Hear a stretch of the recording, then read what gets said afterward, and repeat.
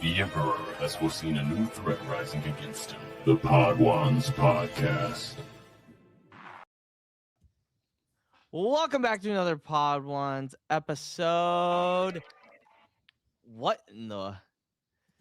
That was cool. You good? That was legit. Yeah. I got distracted by something. Welcome back to another episode of the Podwans Podcast. I'm your host from the north, Luke, with my good friends, Hereth, who's maybe from the north. Who knows? From the north. From the north. Char. I'm from the NFC North, might I add. All right, NFC North. All right. Well, no, sorry. I guess I'm the warden of the south now. Ryan. I'm not from the north, but I am back from Rebel ScumCon. Yeah. Welcome back. And MaceahWindu. Good to be here. Thank you for having me. I'm probably from, I don't know, Virginia. The East. He's from Mordor. Yes. We are going to be talking about the season 3 finale, but we also have some fuck shit that we got to talk about real quick. A little bit, yeah. But let's talk about JJ. this finale first. I don't want to soil the fun. Okay. Okay. So, I'm completely out of the loop, so it's exact same. Same. oh, this is I great. left it on purpose to jump out. Wait, no. Josh, Oh, I it's did that. gonna be By the great. way, I did that intentionally because I knew JJ was going to talk about it. So I was like, I'm just not going to touch it because I actually wanted. Okay. I actually I want to did- be blind. I appreciate you following me and on Twitter and seeing how unhinged I get over things. You understand the energy I'm coming in with. Okay. Oh, yes. Good to know. So, what was everybody's thoughts on the episode? I personally think it was one of the best finales of Game of Thrones, A Song of Ice and Fire that I have seen. And I feel like that's saying a lot because we've had a lot of really good finales Mm-hmm. in A Song of Ice and Fire. Where does this rank? Is this top 5? Is it not? What do we think? The more I think about the finale, the more I like it. I'll be honest with you, and on rewatch, I like it even more. It's definitely up there. I have not watched Game of Thrones since 2019. So if you would ask me, there's no money in the world that you can pay me. So my memory is a bit shoddy on every single finale that we've had so far, but in the history, of A Song of Ice and Fire, I would say Night of the Seven Kingdoms finale was pretty good. Night of the Seven Kingdoms finale was for me, it phenomenal. was absolutely phenomenal. I thought. Sorry, not to Go ahead, interrupt. Hereth. I'm sorry. No, not to interrupt. It's like not to start discourse about season 6. Because I know last stream we had like 10 minutes of just season 6 discussion. But like I would say like in terms of like Game of Thrones, I would say season 6 is probably the best Which finale. I'm gonna have to look it up. Game of Episode Thrones. 10. Talking about when Cersei Tommen falls out of the Tommen sky? falls. Cersei blows up the Sept. Mm. Jon Snow is revealed to be a Targaryen. L plus L plus R Spoilers, plus pal. L equals J. I've watched the last season of Game of Thrones. I mean, some Oh, of this okay, I- all right. Because, like, I've told you this. The reason why okay, I'm well. going on Game of Season Thrones is 6 because is the like last season.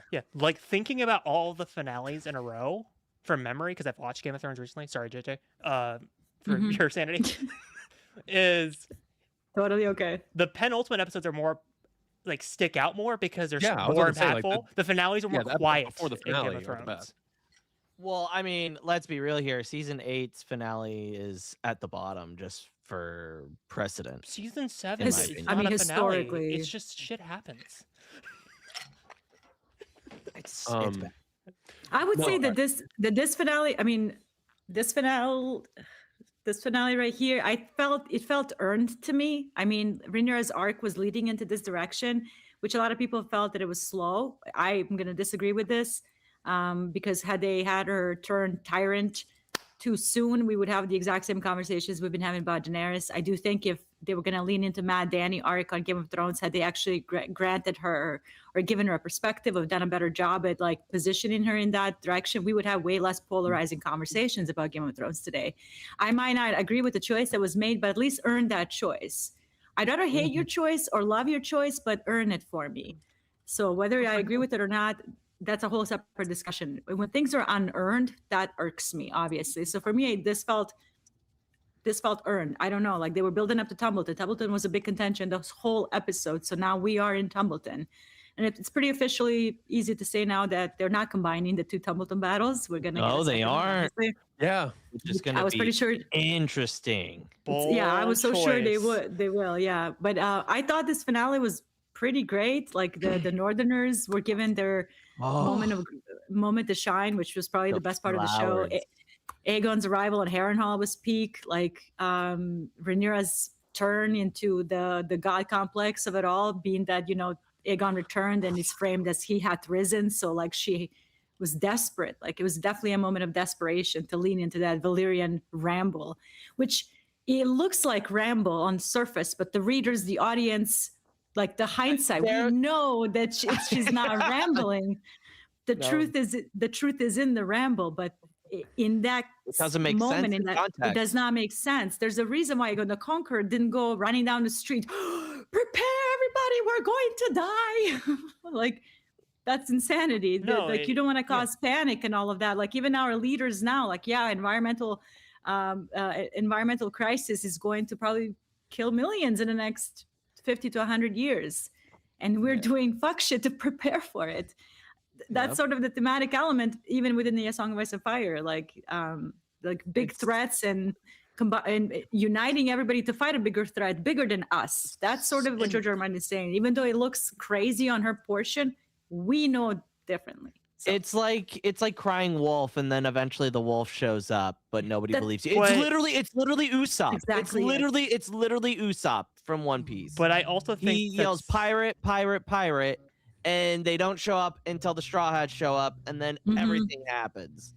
So like that's so spot on. But I also don't. That's the I also think that's not the point of the scene. I think the whole point is obviously what we just said. It's desperation at its absolute most, but it's her trying to discredit Aegon and Darren and as Aemon quickly as in possible. one switch. Because I think the mistake that Rhaenyra makes in this entire finale is she's trying to do everything she can in one move.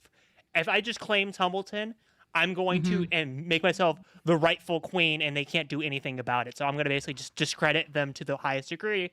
And the only card that she has up her sleeve, while it's batshit insane, is to just claim A Song of Ice and Fire and be like, no one else can be in my position because I am the one that was forsaken by the gods. That's the only card she had at that point.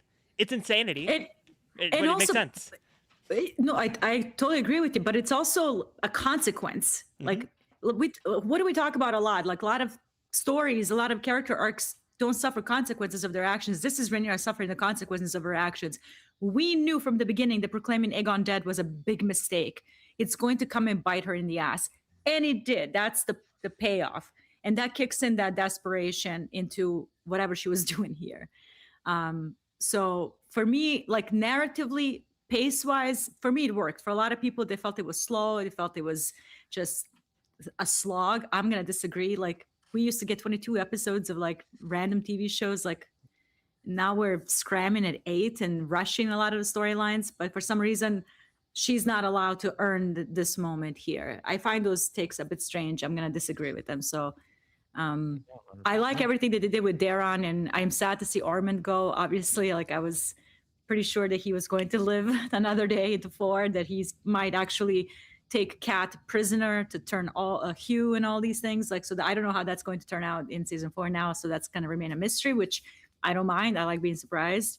But all 10 out of 10 character, absolutely. Like he made me so mad, and then he did not make me so mad. I love a unhinged, no plan turncloak. And fuck you too. And That was- fuck you too. Yeah. Josh, what was your And- thoughts on the finale? And Roddy DeRuin is like, bring it. You know Yeah. what? Roddy DeRuin died the way Kristen Cole wanted to die, which Yeah. out of 10. Oh, dude. Yeah. Dude, Yeah, in the books and the show, yeah, he died the way he went out like a G. Yeah, no, He went like a G. I enjoyed it a lot. I went and I'm not used to like the finale being the big firework episode. I'm used to, like you guys said, I'm used to it being the penultimate, the one that makes everybody kind of shaky, and then the finale is the picking up the pieces episode, hyping up for next season. And this one was kind of both. It gave us the big climactic battle of the season that's been building up, and it kind of gave us a hint of what to expect in the future. I'm loving where Rhaenyra is going right now. I was very happy to see Rhaenyra kind of go from Alicent said that she'll open the gates and to wherever the fuck she is, like wherever the fuck she is now. I'm loving it. Obviously not in like a fuck Helena way, but like I love it in how Rhaenyra talks to Helena. It was the first time in a while, like the last couple episodes was the first time I think ever that I was like actually kind of scared of Rhaenyra. She was kind of scary, like the way that Helena kept talking about like everything you want is ugly. It's ugly. You are ugly. Yeah. Like the keep is ugly, and Rhaenyra just drops it all and just goes eat, and I'm like, ooh, Yeah. ooh. Yikes. So I'm glad. I've always felt that Emma Darcy has the acting chops. They have the acting chops to The kind theater of jumped embrace, out. yeah, the to embrace the I'm going to be like a callous piece of shit, and I got it in spades, and props to pretty much everybody in the final episode. I'm going to miss Ormond Hightower from an acting perspective, from a narrative perspective. I'm excited to see where Daeron's arc goes from here.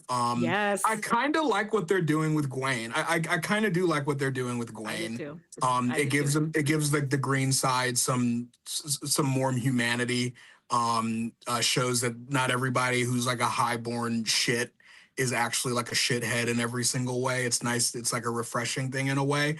I'm really interested in Alan and Adam's dynamic going forward because Yes. I really don't know how I feel. Like I'm like, damn, how is this gonna fuck with Alan? He killed the fucking Pope. Holy shit! Yeah. You locked in. Yeah. The only thing I guess I could, if you made me criticize, like have one little part that I kind of came away a bit unsatisfied with, and I know a lot of this does kind of match with how Corlys is in the books in terms of how he's kind of, as the war goes on, he's kind of getting a little, fatigued by the Dance of the Dragons, understandably. So I think that part is, great.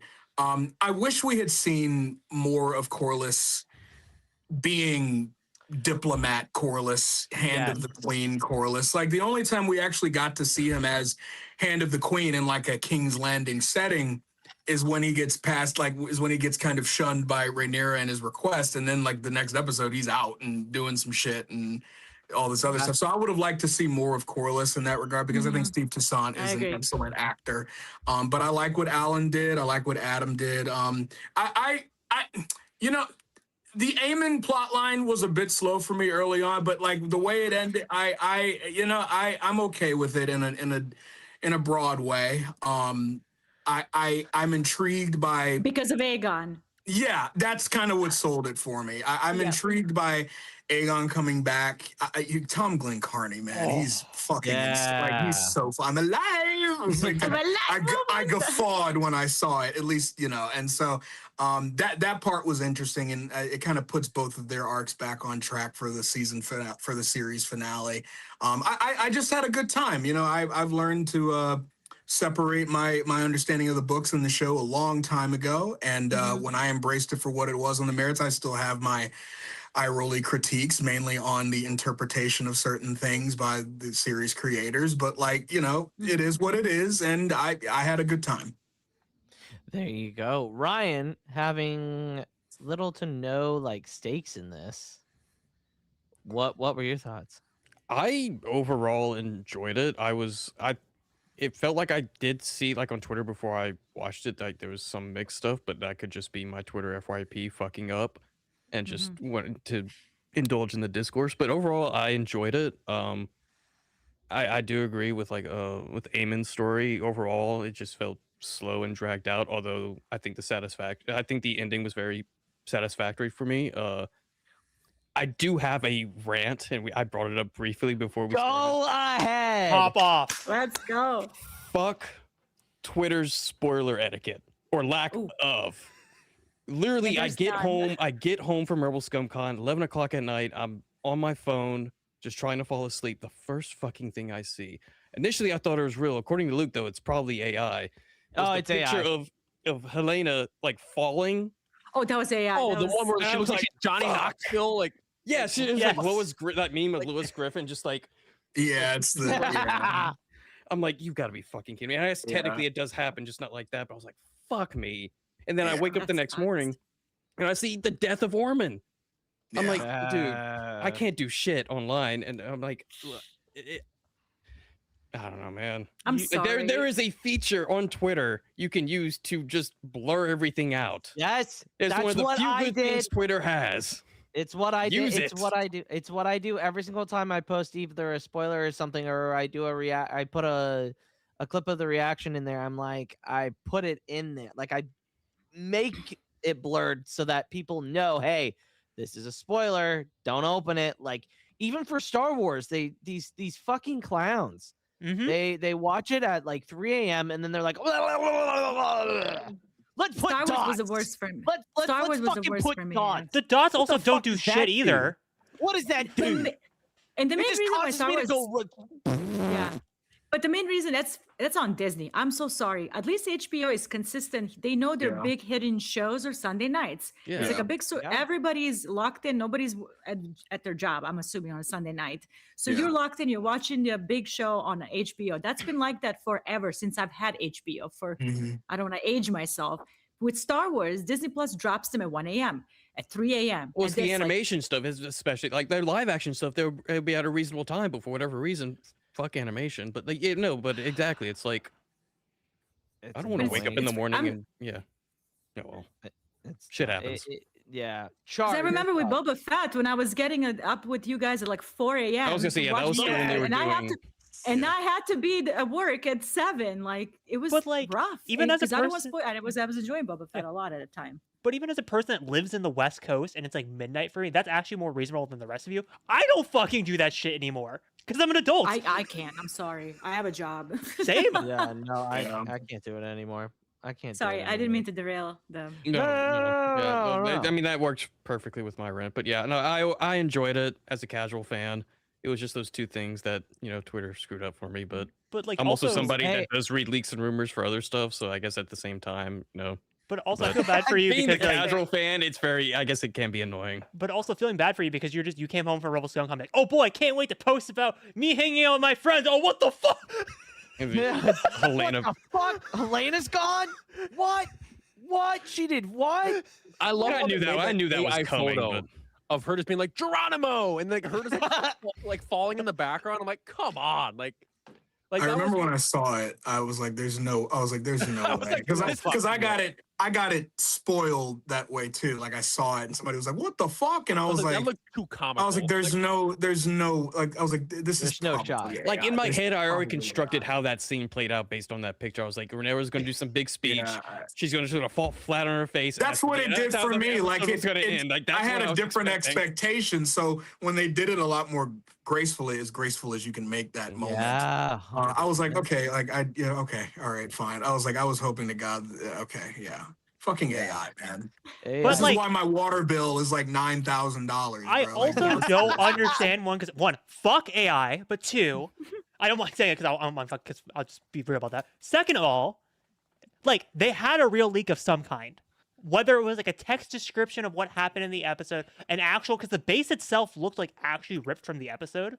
So they had someone was like had to be inside of like a screener of some kind, or like something early, and then they made an AI version of Helena Fall. Like, what the fuck is even the point of it? yeah. And it's not funny. Yeah. It's not Crazy. funny. Rape and suicide will never be funny. No, Yeah. it's never. I'm funny. sorry. It's Everybody's very, psychotic. very. It's 15. They're 15 are psychotic. They are. JJ, you're I- absolutely right. I will never find rape and suicide funny. No. There's no I'm kinda glad conscience that- in it. I I'm kind of glad the honestly- season's gonna be over for a while. I'm I kind am- of over it. Yes. I'm I'm kind of over it. That's a At least with Star Wars, it's like it's stupid space shit, like whatever, like cool, whatever. If people have discourse over that, it is what it is. I can deal with that. I can go 10 rounds and shit like that. At least as much as you can expect. But like when it comes to like House of the Dragon, like the gritty, like mature themes and like nasty stuff, and I was like, I don't have the energy for this. Like I really don't, because people get so nasty over this shit. And I just, like we don't need to do this right now. I don't know if I'm like soft launching a rant later on, by the way. Because a lot of people kind of like change tone. Okay, all right, just making sure. I was like, I don't want to. Okay, all right, cool. No. Well, I mean, season 2 of Night of the Seven Kingdoms is right around the corner. I mean, it is only like a few months away. I mean, we have that coming up. I also want to say this as well, because obviously going back to the whole like, it had to be from some type of source within HBO. Because like Sportsy Fitz just said in the chat, people were spoiling the episode days in advance. I hope fucking this is a note to HBO and they start like going after these people, because they're not big showrunners, not big writers. It's some set person or some like person who is close to the production, just popping shit off. So they need to go fucking find them out. And I will be personally affected by this, and I don't care. Enough with the screeners. Yes. We don't deserve them. I have been diligent and really careful with how I am. You have. Not even to the friends would text me, "Hey, I'm not going to." Not because like I am bound by whatever, but also like why would I take that away from you? That's number one. But the sending out screeners early to the influencers, I will be affected by it. I don't care. Enough. Stop it. It's Roddy. Roddy, I will say this: the Roddy the Ruin that got spoiled for Ryan, that genuinely upsets me, because that is such a.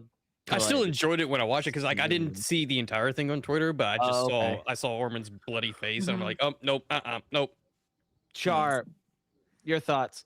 I mean, where do I start? I mean, initially, like the scene that blew me away, like it wasn't Tumbleton. It was, believe it or not, it was Alice and Aemond in Harrenhal, with Alice's whole history about Harren. And like, by the way, about like him like still having a son that survived, and then talking about her past and how much she cares for the castle and how she understands like why it was cursed and what happened to it. It's the lore that we got from that was so astounding, because it's just like we're learning more and more about Harrenhal. Like, so here's my question then. It's the most ominous place in all of, besides Beyond the Wall. It's like probably the most ominous place. I in also Westeros. feel like, I know we have a lot of issues with like Ryan Condal and stuff as a showrunner, and also the writers in general, but I feel like that was one of the best setup things, because they subtly set it up in episode 1 with the whole like, why does Alice Rivers want Harrenhal so fucking much when she confronts Daemon? Like that was, no one was expecting that, so I love how they set it up and kind of like teed it up in episode 1 just to knock it out of the park in episode 8. I will say this, JJ and Josh, I don't know how I feel about it, but this feels like if this is going to be true, you have to keep her casted for the movie then. Correct? Or am I wrong on this? If they are sticking with continuity, if they're within the continuity, they will have to bring back Gale Rankin. It felt like a backdoor pilot for it in a way, where it's like, okay, this is going to be like the tether between the two events. And like, we're gonna I said that as soon as she brought up like I was one of Harren's wives. I was like, oh, we're gonna she's at least going to have like a cameo in some form or fashion in the movie. So I still can't believe that movie's happening, by the way. I thought that was go ahead, JJ. If there was some weird way to frame Harren or that whole plot in like an empathetic light, it failed for me. I'm sorry. There's no amount of empathy that I have for Alice feeling bad that her son died in agony. Was that the vibe that was? I always thought that she was just lore dropping. I didn't know it was she was trying to make Aemond feel bad. I think she was trying to make it feel bad. Yeah, about like when she's talking about Harrenhal burning, her son was in agony. She had to learn all this dark magic but nothing can cure dragon breath or dragon fire. Right. So like, I'm sorry, Aegon should have salted the earth. Yeah, where Harrenhal stood. I guess twice. I guess from the perspective of like what was like the kid? Was it like a newborn or like a child? A child. Okay, like eventually. From that, like, go ahead. Sorry. I was gonna say like they need to explore what's the kind of magic that's keeping her alive. If they're going to lean into the Lord of Light, 100%. Which Melisandre is how many hundreds of years old, and when she steps away and dies as an old woman, I have a feeling that's what they're going to lean in with Alice, but on the old gods Yeah, I loved how so they brought sick. in like old god like magic as to why that place is cursed. It's so fascinating to me. Like, It's really I actually like the setup, and I have a feeling she might be one of those characters that may not come back for Aegon's Conquest for one reason, if they do what I think they might do with her. If she steps out of the parameter of the Trident or even the Harrenhal, the God's Eye, the Isle of Faces, She ceased to exist. she will cease to exist. Like there's the magic, because Harrenhal, think of Harrenhal as a living thing, but not in a good Yes. way.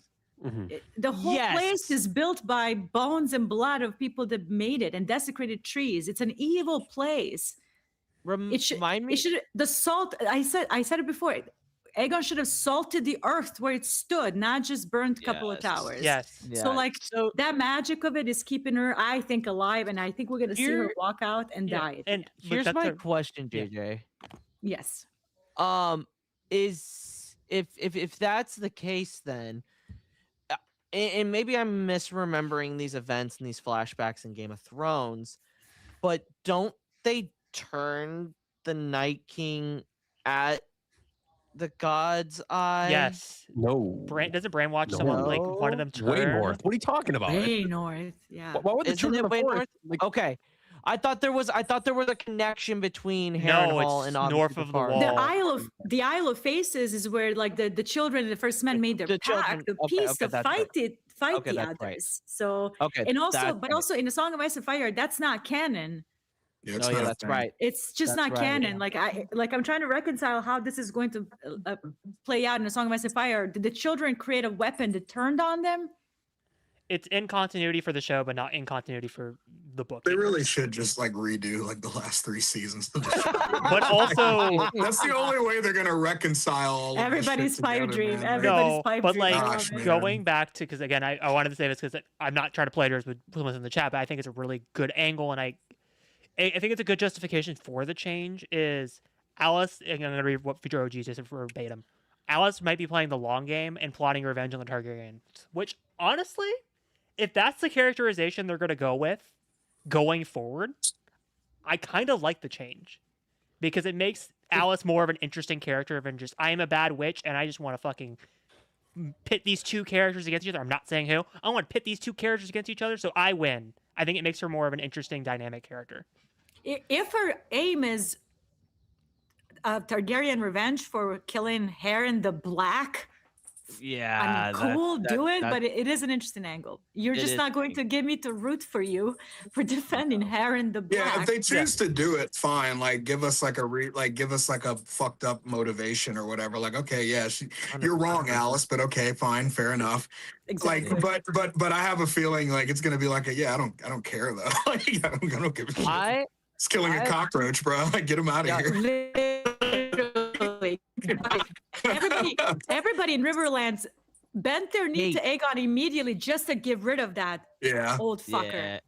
It really is like a testament to how unliked he was. Like the moment they weren't like, it wasn't even a sure thing that like the Targaryens were gonna like kick ass and take names. It became a situation where like the moment he landed, everybody, the Tullys were like, "All right, guys, let's fucking go. Like, let's get out of here, guys. we're getting out of here. Like, No. And like another thing like that I really like too was well for Tumbleton, Ulf's character was just I had started pissing myself, no pun intended, started pissing myself laughing about how they found him. Yes. What a shit. very in character, yeah. But like that was what would have happened like if Rhaenyra would have like gave him that freedom. It would be like he would have been just hammered drunk, like been irresponsible. But now he goes to Ormond, is treated the same way. Now he's just That he hammered did. I drunk, would argue, independent I wouldn't say it the same contractor. way. I would argue he was treated worse.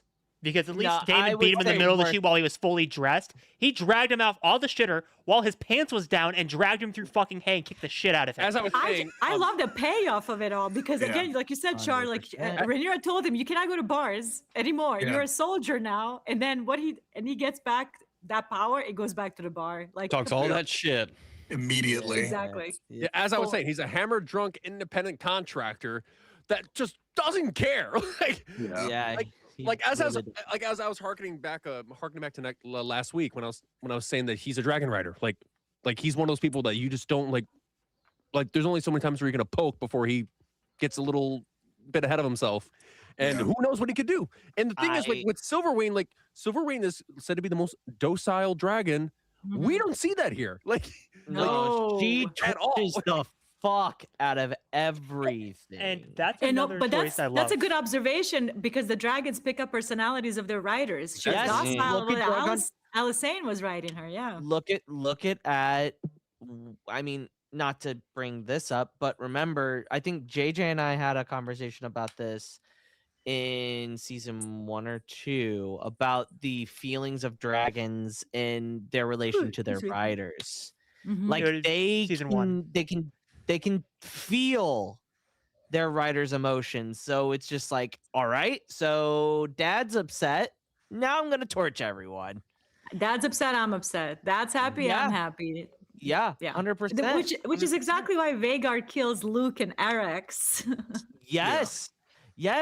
Yes, because she takes it upon herself because she feels like yeah. It's a We've symbiotic walked over that. relationship.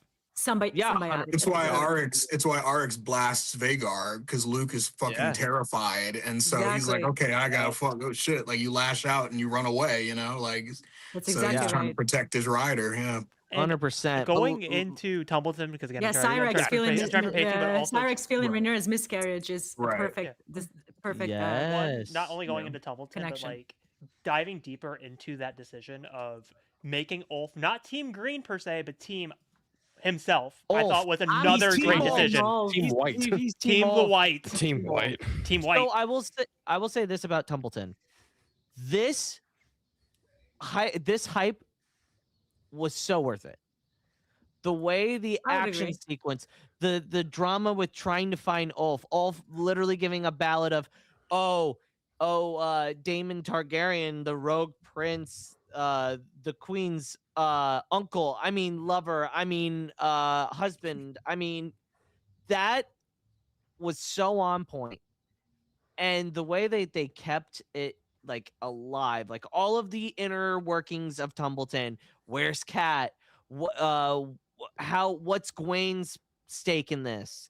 Daemon going in and torching. He doesn't. Okay, first of all, he does not torch the children. I believe the children get out of the They all way. live for the most part. They do. It was those But- last but- two that were like hesitating. That I was like, Hesitating. I was like, But also, I was gonna I will ask you, say, what I were will your- say, and What not are your to guys' thoughts on the kids being put in the battle? fuck Ormond. It's Ormond. It's amazing. What do you want? Hightower. he literally Brilliant is move. a villain. we He's love a the villain. death of children as a teacher education major. Dude, even the fucking Northerners and Daemon were disgusting. And Like, these Char, are what the did you worst expect me people to say? alive. Yeah. Well, and people were No, like, no, I wasn't talking about like the act itself. I was talking about like what you thought Was about it like smart, you mean? what Ormond doing that. Like We know Yeah, what no, the it's smart. justification It's for it genius. was. It was to make Yeah, it's- Rhaenyra look like the most like, absolute having that piece of be a shit tactic of possible. being like, all right, well, well, I hey, mean, let's see how cruel you can be.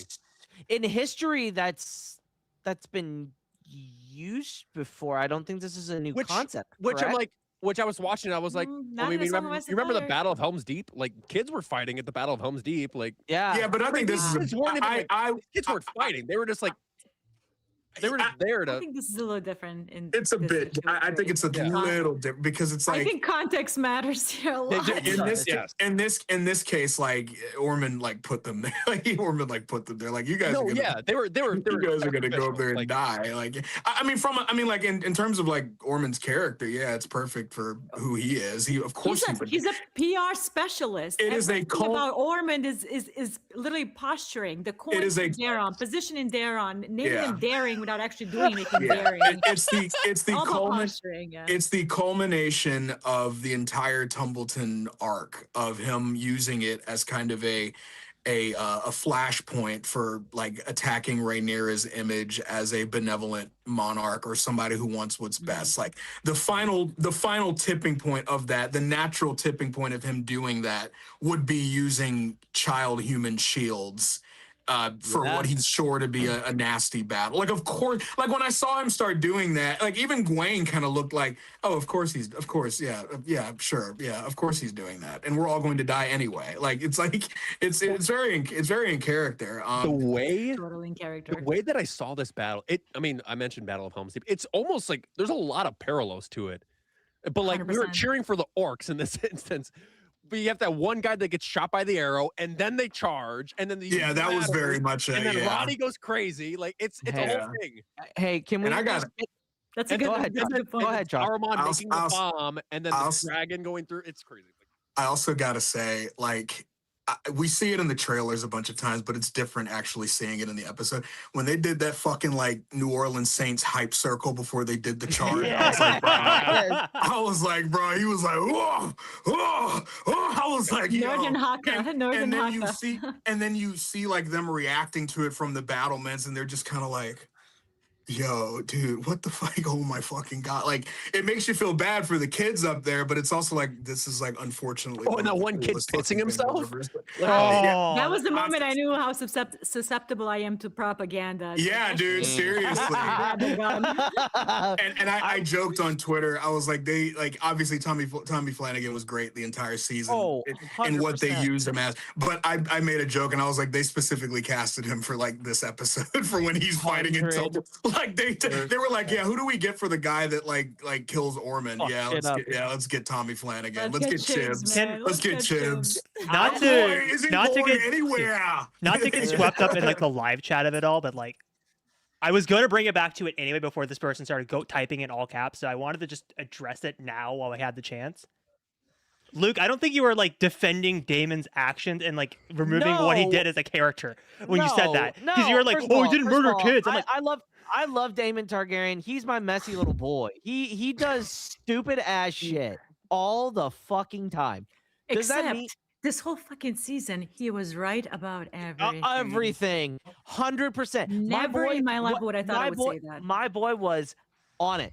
He knew exactly, and that's why when we will get to Rhaenyra, why I feel like she is picking up on a lot of the things that Daemon has been telling her since the start of this season. You have to be ruthless, and she realizes that. Finally, she realizes that, and we'll get to that in a second. But the Allie, the future love interest of Cregan Stark. Man, she did a lot. Spoilers? Are they spoilers, Luke? Well, they're not going to show it. They're not going to have enough for the Hour of the Wolf. I don't even know if they're going to do it. I think it's going to be a montage at the most. Dog. You'll get a montage and you'll like it. That's a spoiler for the book. It's a spoiler for the books, but that shit's not happening. Like, I don't think it's happening.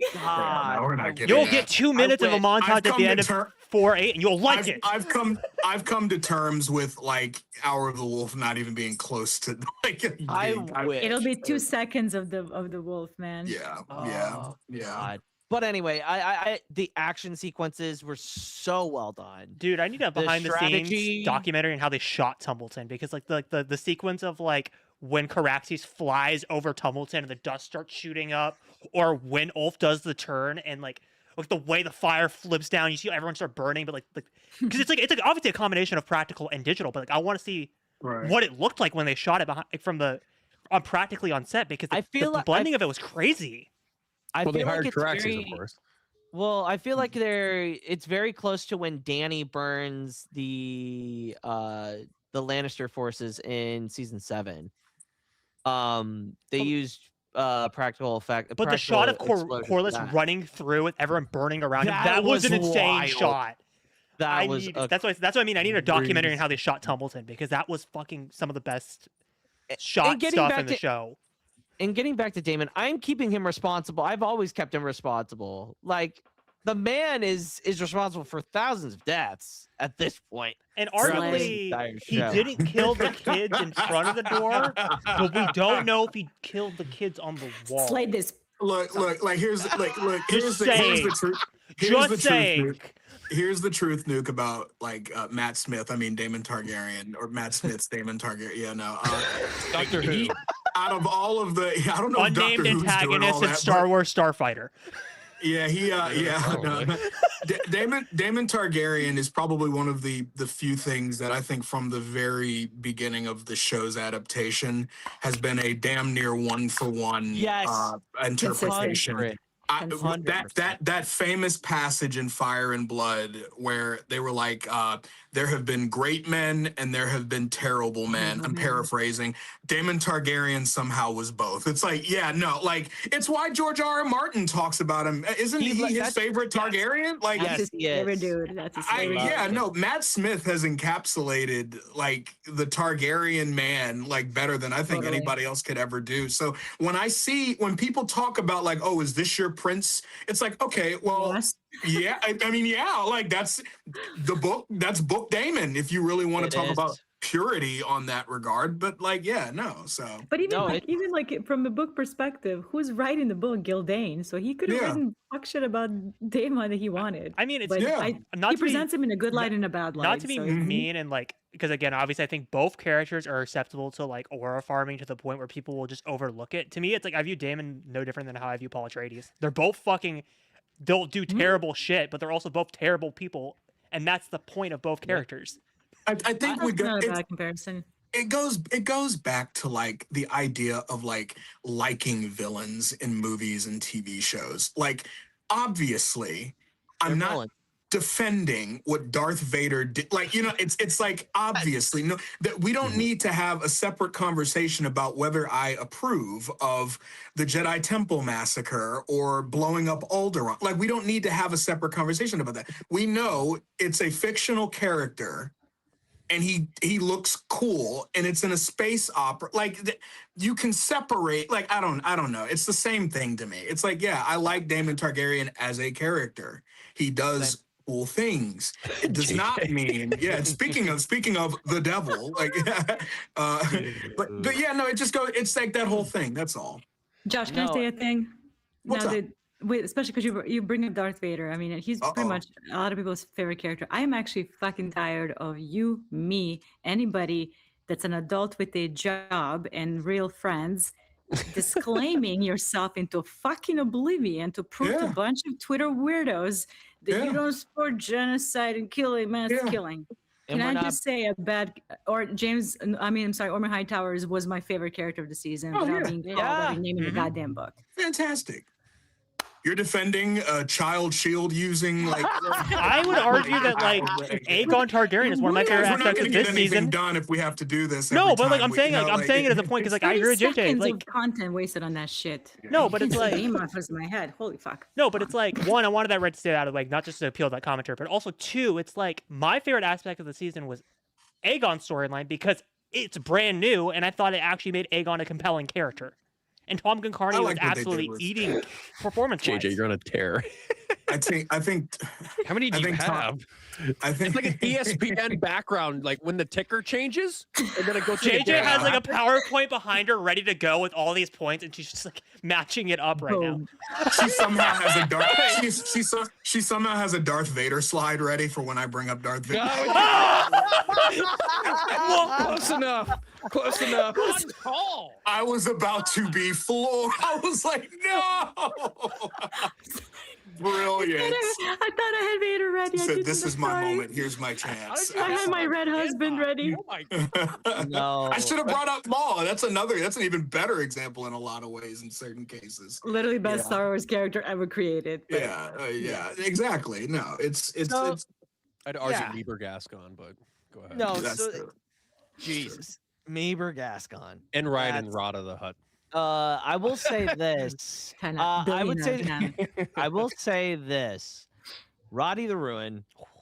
You aura farming, lovely Northman who does make terrible decisions by being ruthless. Like in the book, he literally wants to die. He's a butcher. So it doesn't really matter. Idea. Light bulb. Ryan. Instead of Rada the Hutt, do Rada the Ruin, but just give him like twin axes. That would be sick. An axe and a shield for Roddy the Ruin. Roddy the Ruin at Celebration 27. The Ruin. That would be wild. Oh my God. And it's like bouncing up and down like the Toronto Raptors. I'll put a wig on. Put a beard on it, put a hat on it, and like get two look axes. how happy he looks. Oh, God. he looks. He was so in his happy. he was in his happy place. Dude just lost an arm when I almost fucking died, pissed myself laughing when they stormed the gates and they're like, oh shit, we survived. And every northerner around is like, oh. Yeah, they're like, Doors fuck, open. man. They're like, I was God hoping- damn it! These I guys was aren't very not- good at fighting. Of course. Speaking of which, like, I don't know if this is like a main talking point, but like, I didn't know.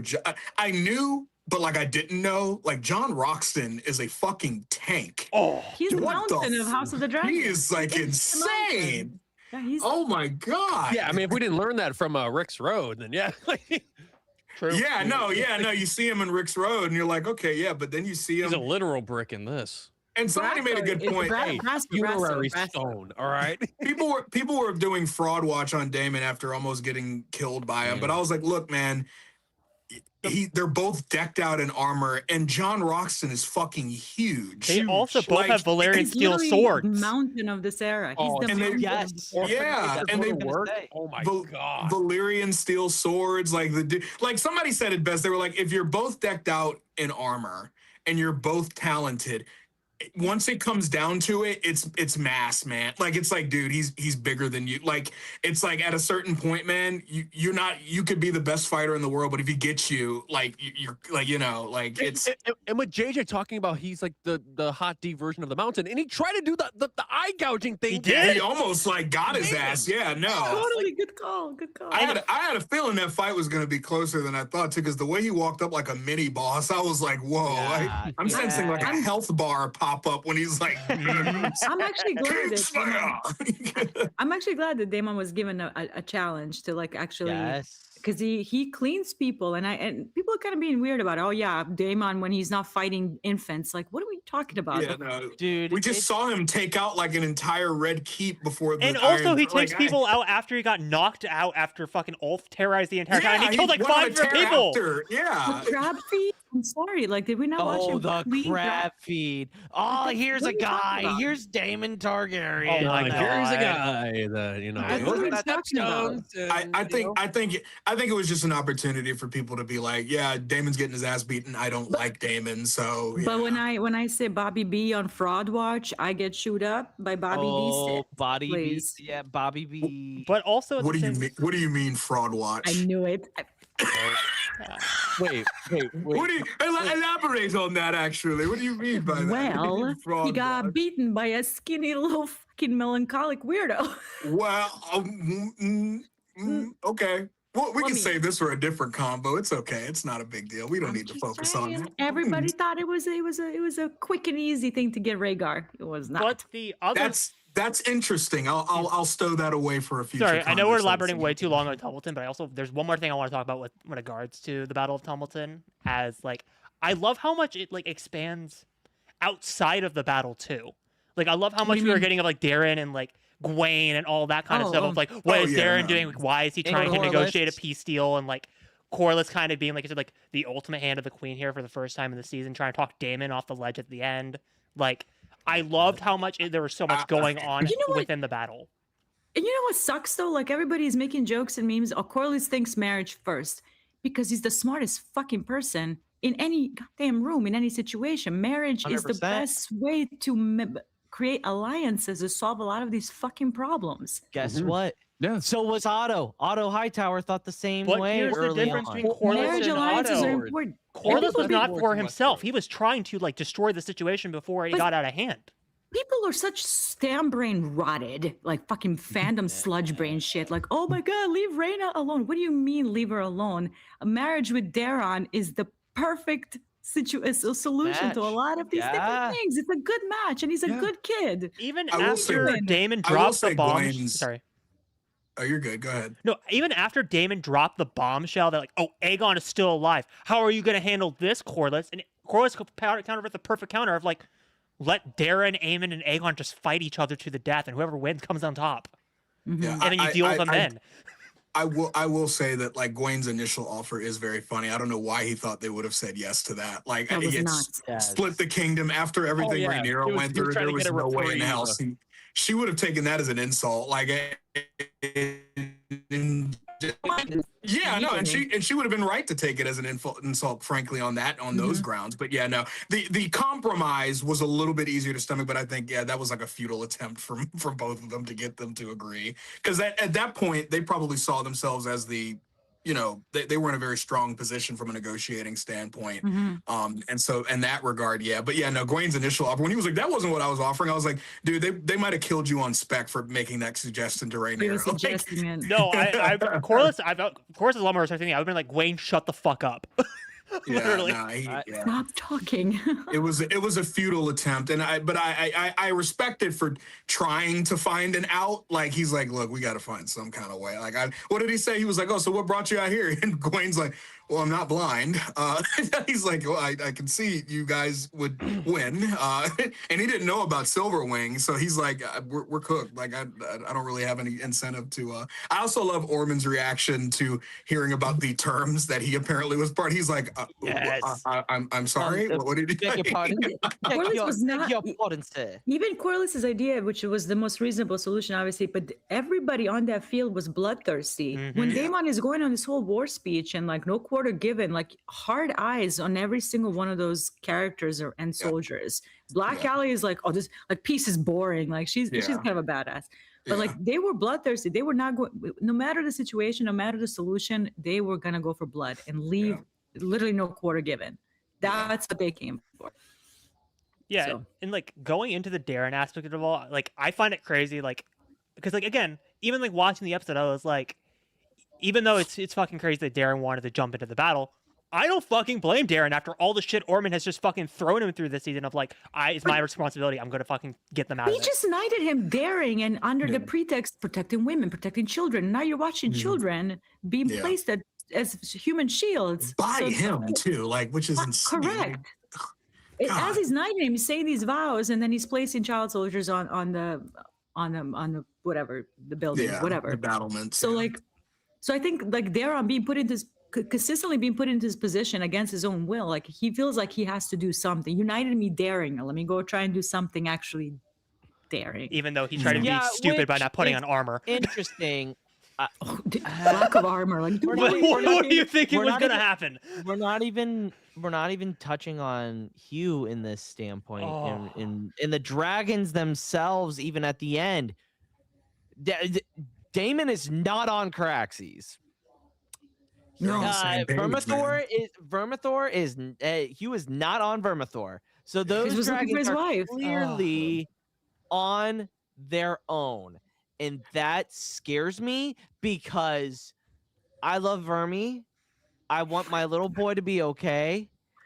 But this next season's gonna fucking Vermithor does not, like Hugh in a lot of ways, does not play about his wife, Silverwing. No. I remember I kind of silently, without talking about future stuff, I watched that little scene and it felt like a little like, oh, the dragons are still like fucking around doing crazy shit.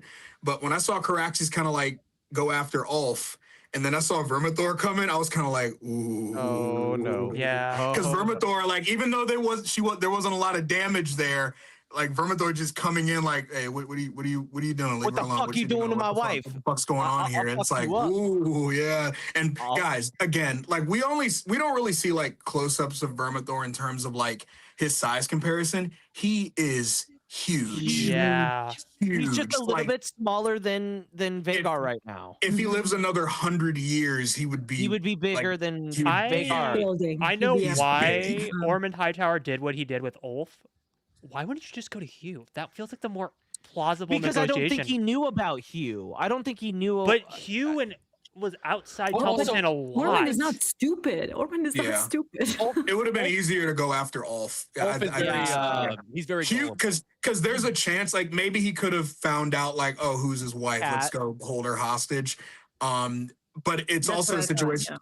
But you don't know how Hugh's gonna react to something. Yeah, because that can easily just backfire as much as you see Ulf and you're like, I can throw him a barrel of ale and he's gonna be like, at worst he's gonna go no,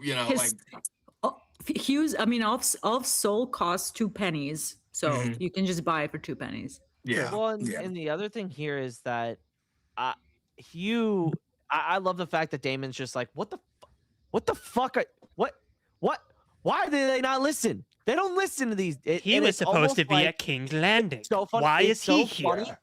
It's so funny because it goes back to what Jace says when they do get the dragons. You're giving low-born people nukes, and how are we supposed to trust them? And that just doubles down in this season, really, because it's like you gave them nukes, and they don't really know how to use these nukes. So they kind of do. They And kind of do. to expand on it a little bit, it's not just that you gave like common folk nukes. You gave people who have different backgrounds, different cares in life. Like Hugh, even Ulf to an extent, even Adam to an extent. These guys all have different reasons for going on in life. Like I would argue that with the possible exception of Adam, I don't think any of the Dragon Riders regard Rhaenyra's cause as like some unyielding thing. There's like if you asked Hugh what he cared about more, his wife and daughter or Rhaenyra's cause, he would truthfully say my wife and daughter. If you asked Ulf if he cared more about the glory or Rhaenyra, truthfully, he would answer the affirmative, the former. And so when you get to these moments when it's time to pick sides or make that moment of truth, that leap of faith, if you will, there's going to be a lot of instances when you give somebody who isn't from the regal inner workings of the dynastic dispute, they might not make the choice that you want them to make. Yeah. That's why Ulf turning was, even if I hadn't read the books, was one of the most predictable thing I've ever. I'm like, he's not going to respond well to this new dynamic, and I wouldn't really expect him to. In that regard. So it's a very interesting comment. And also, I want to bring up what Brent said. Sorry. It goes back to the whole Rhaenyra discourse. It's desperation. This is what Rhaenyra has been doing for the last 2 seasons. That's what I was going to say. She's been the most desperate player in the game right now, so she's just trying to do everything in her possible just to hold on to her power, and that included recruiting Ulf and Hugh, which is currently backfiring in her face. Not even just Ulf and Hugh, Red Sowing in general. You're inviting commoners to the table to access to godlike power. Yeah. So it's a gamble. Yeah. Huge The gamble. last thing I will say about Tumbleton is Hugh has no idea what happens. I agree. In my thinking, he sees Cat. He's going to blame Daemon for this. Why? 100%. There's only, in my opinion, 3 people alive that know Hugh or all flipped. There's only 3 people in Tumbleton that know. It's Corlys, Daemon, John Roxon. No one else knows. The rest of them that did know are dead. Well, this is why Cat should have been kept alive in a and hostage also, environment. And Hugh, and here's the thing with what they're gonna do with Hugh. No, because this is lazy writing, but this is just me assuming going off of the episode. We don't know if Hugh got knocked out the same way John Roxon and Daemon got knocked out. That's kind of the assumption I'm going under, because how are they going to do season 4? You have to kind of do this angle of, does Hugh know what happened? You have to go that route. There's only one route you can It's literally go. going to be Cat's obviously casualty of the war that's happening. Mhm. Yeah. Right? So it's a matter of who gets to him first. Yeah. And here's the thing, Right? In the book, Am I wrong? In the book, No, you're not. I agree. You know what I mean? It's who gets to him first, who gets to talk to him first. Oh, it was the Winter Wolves. Because he's going to lash out. I mean, that's the what I'm whole thing saying. I'm expecting. He's going to lash out at everything, and whoever comes at him with honey first is going to be the one that Correct. he's going to start leaning towards. And- so. And it's not like no one saw Silverwing burning greens as well.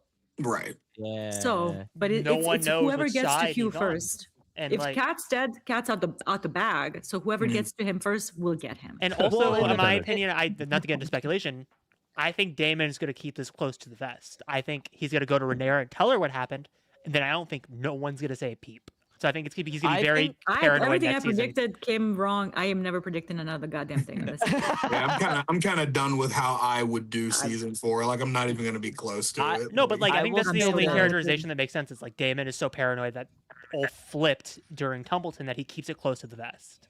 I will say this, because in Fire and Blood, Hugh is rumored to have said, "Fuck this. I'm my own. Let's rally around me." And I think that's going to be his arc. He's so different though. I think Like, they gave it to. I totally think they different gave it to character. I agree, Ulf. Char. They gave it to Ulf. I think they're. What's flipping it. Ulf gonna do? He turned on both. In the book, he did not turn on the greens.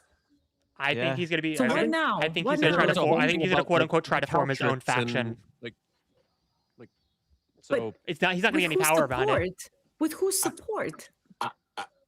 I think they're just gonna wrap him up relatively quickly. That's what I was gonna say. I don't see a He's dying. I situation. think he's dying within 5 minutes of opening. But I also he think. might get killed early. Well, you know? But here's the Yeah. thing. I think they're gonna delay it just for the fact because like they're gonna try to make it satisfaction. I think this is just speculation at this point. I know we said no speculation, but I'm just kind of going into it a little bit. I think Hugh's gonna kill Ulf. That's the only way you can make that story satisfying. Is Hugh's the one that fucking does it? That's under And the I mean, presumption that he figures it knows out. that it was. But I think he'll figure it Correct. out at some point and then fucking do it. Well, and the also, the poetic. Does any of this matter, by the Silverwing way? But does any of this matters? It's 2 years. I know. Yeah, it doesn't matter. It doesn't really matter. sorry. We're But gonna look back on this in 2028. We're gonna be like, yeah, that was really funny. We Let really me thought that was. survive the next. We 2 really years. thought that was gonna get addressed, huh? It's pretty funny. Because like I know it's 2 years from now, but it's like I was trying to think of the lens of like how can you make that story satisfying? That's how you make it satisfying. But Yeah, you can't use the book in this case because as No. far as we know, there's Yeah, only been Rhaenyra like kind one or of- two characters that have been like verbatim from the book, and that's like Roddy the Ruin, and then like someone else. But like I don't Damon. know. Yeah, I Hugh guess kind of, Damon maybe, but like there's only so much you can use from it. Like it's just like it's a foundation for the characters. But if you're quoting Fire and Blood as like your case Mhm. for what's going to happen in the upcoming seasons, you're going to be led astray. Like No, 'cause that's why You're gonna that's, get that's why results. that's Very why the different. speculation is going off. I'm going off just purely the episode. I'm not going off anything else when I Yeah. said that. So let's get into Rhaenyra because I feel like there's a lot of the angles here. elephant in the room. And she, oh my God, she, I don't She know how dumped her I thought it. girlfriend. I don't know how I she feel about it. did. She dumped the girlfriend. She dumped She her said- socialist girlfriend. She said, fuck this. I'm going all in. But how do you I- guys read that? Because obviously I am- it's just one very cut like of like she wants you to go to Pestos and that's it. But we also don't know who fucking called for Did you it. say pestos? I said Pentos. Pentos. Oh, I was But gonna I I think heard we did the whole Pestos to it. What the fuck is Pestos? Yeah, Pestos. You I meant think the Pentos. implication is that she's sending her to the boys, which not bringing up boys once this season has been not fucking crazy to me. Yeah, I will say that is kind of an elephant It's a in the huge. room. It's like, dude, It's an elephant in the room. you have two sons with Damon, and I would have thought that the one time you'd like really kind of hyper focus on it is when you discover that Rhaena is not in Pentos. Like, I think they're going to do that in 4 because Rhaena and Rhaena and Rhaenyra have not had a conversation about what happened with Sheepstealer and Ed Gullet. So I think that's going to be one of the conversations they're going to have, and she's going to be like, "I put you in charge of my sons. You abandoned my sons. Where are my sons?" Type of And thing. What the speaking of fuck? sons, like the only time, like we because for the past few episodes, we're like, when is she gonna talk to Joffrey? Joffrey. When is she gonna talk to him? But the time that like they actually have a conversation is right before she's about to do this whole speech. Like I what do you guys think of the speech? Like I'm so regarding the dynamic with Joffrey, I'm actually in terms of narrative, I'm actually a big fan of how they did it because I from am the too. beginning, ever since Jace died, she's been really weird with like how she talks to her kids or lack of talking to her kids because she's scared of. She feels like whenever she has like a close hi Maul, whenever Sorry she about has that. whenever she has like like a close, she gets close, it feels like she loses them. Luke. Jace now, and Joffrey's the last one with Harwin.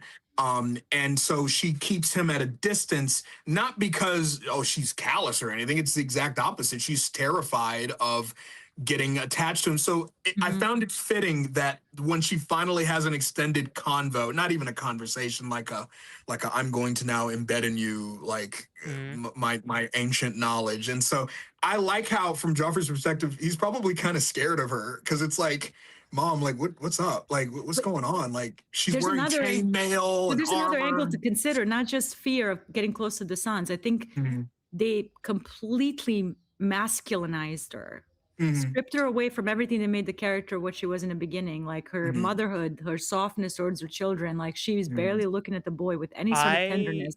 All of that is gone. Yeah. And yeah. I'm gonna be Mhm. honest with you guys. I never in my fucking life, for as long as I live, want to hear or see another interview by these fuck ass actors after the episode. Yeah. Because apparently, whatever they are filming, we're not watching that. Yeah. I'm done. I'm here. The intent impact here has been absolutely abysmal. And I think I understand, Char, why you feel the way you do about Rhaenyra and the speech. I think I understand you. It's so like, But like you yeah. want to be Team Black, but like it's so like she's You're trying to not like, make supposed to- herself a prophet. Like it's like I don't know. But Like, This is how I read. you know that she's correct. Hold on. You know she's Yes. correct. In the Yes. whole ramble, she's correct. I just didn't it's like just- the fact that she told the prophecy to everyone. Like Because nobody's gonna actually understand what it. I think he was just spouting religious nonsense. Like you see this in like modern world as well. It's just that conversations with Ryan Condal, the creator, and I don't want to. Yeah. I Mhm. don't want to derail the conversation too much into the article that was just posted. Like Yeah. every time I hear an interview by these actors, which they have every right to discuss the story and their Mhm. characters, Sure. it's like they're saying one thing. Da, da, Mhm. da, da, da, da, da.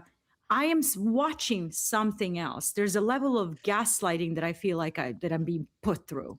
Mhm. Mhm. Because why the fuck is Masaria's actress? I think Sonia, right? Mhm. yeah, Uh, Sonoya Mizuno. Is that her name? So, yeah, thank you. What the fuck is she talking about? What'd she say?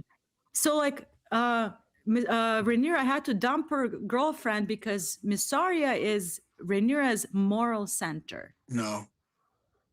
which in the context, I can see how she's like the angel on her shoulder. You got to think about the small folks because the audience needs to be morally cleansed with Rhaenyra to make sure that the down and trodden or acknowledged. So Mysaria is there being there for the down and the trodden. So Mhm. small folks first. We know that paying the cops in Red Keep was important. Mhm. Everything went to shit for not paying the fucking gold cloaks. I'm sorry, Yeah. Damon was again right. So Mhm. now supposedly Mysaria is fired by Rhaenyra because she's rejecting Mysaria's morality. She doesn't care about the small folk anymore. I don't read Which that the as longer, hang on, let me Yeah. finish.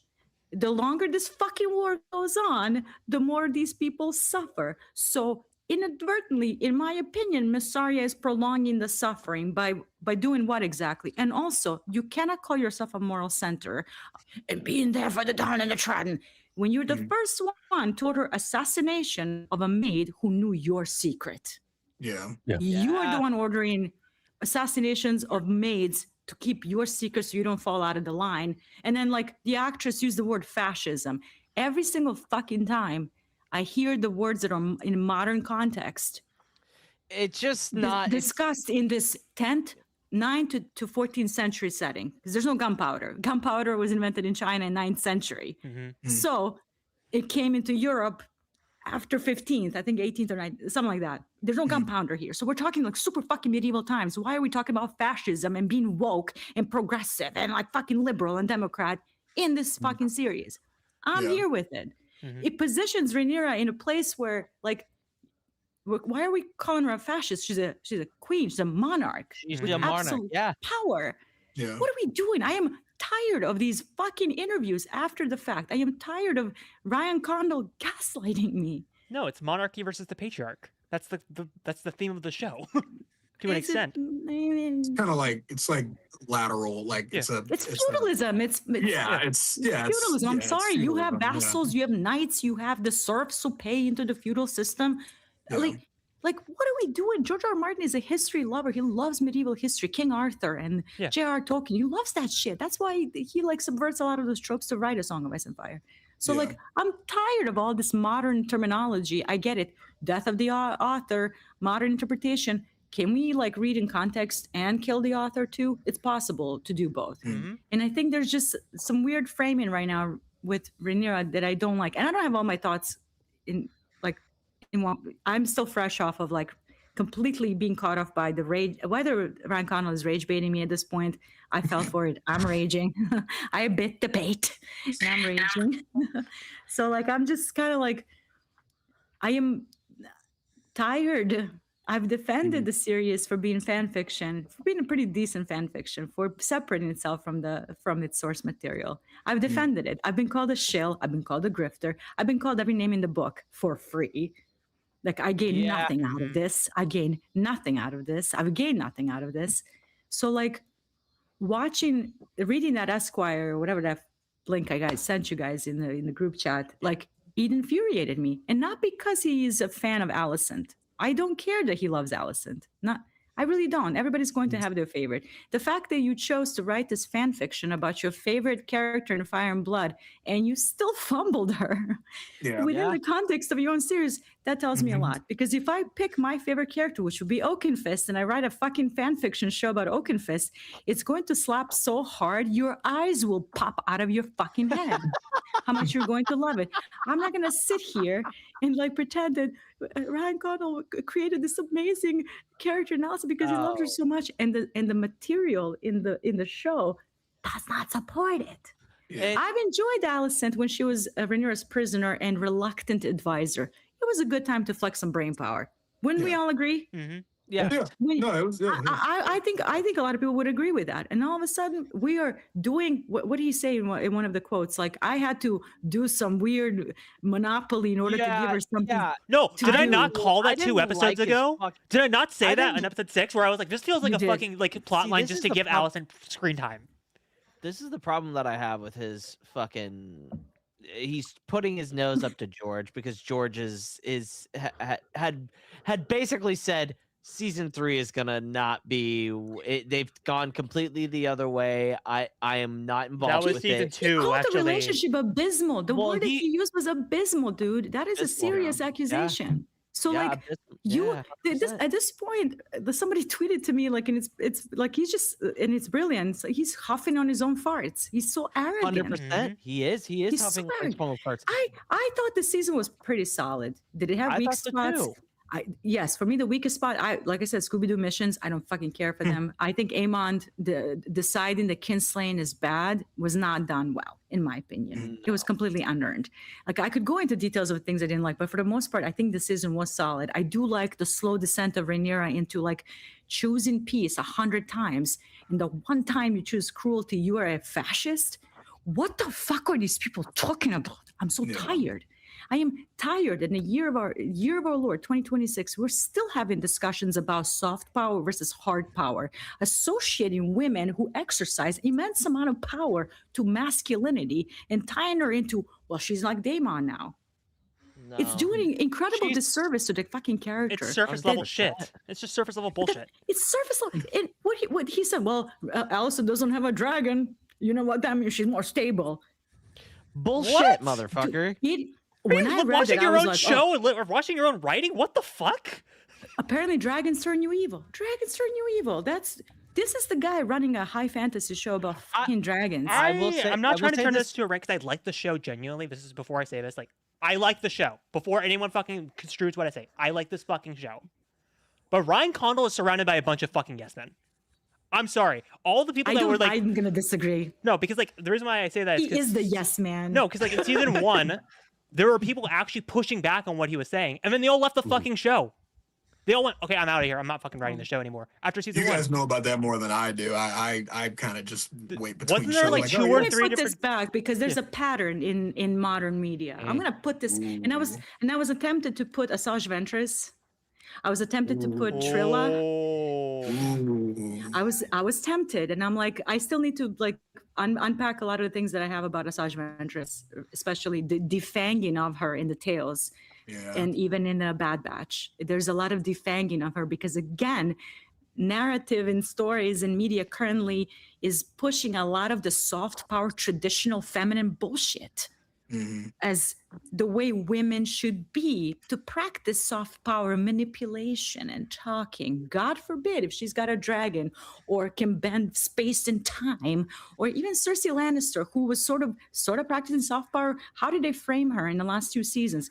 Fine, her hair was chopped up. I get that from her walk of atonement. Yeah.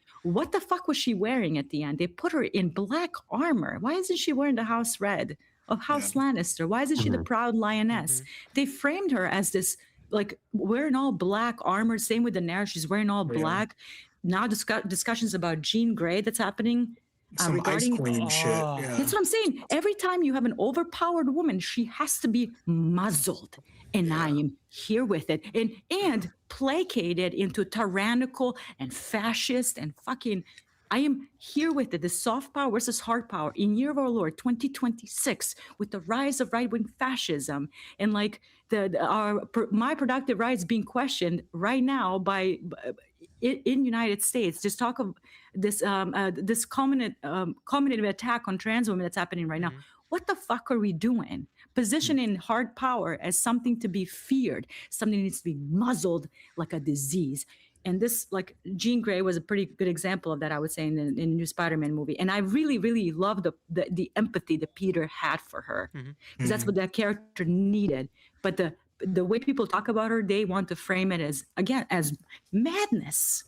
This still pisses me off to this fucking date. This right here. Now we are doing this, a fascist.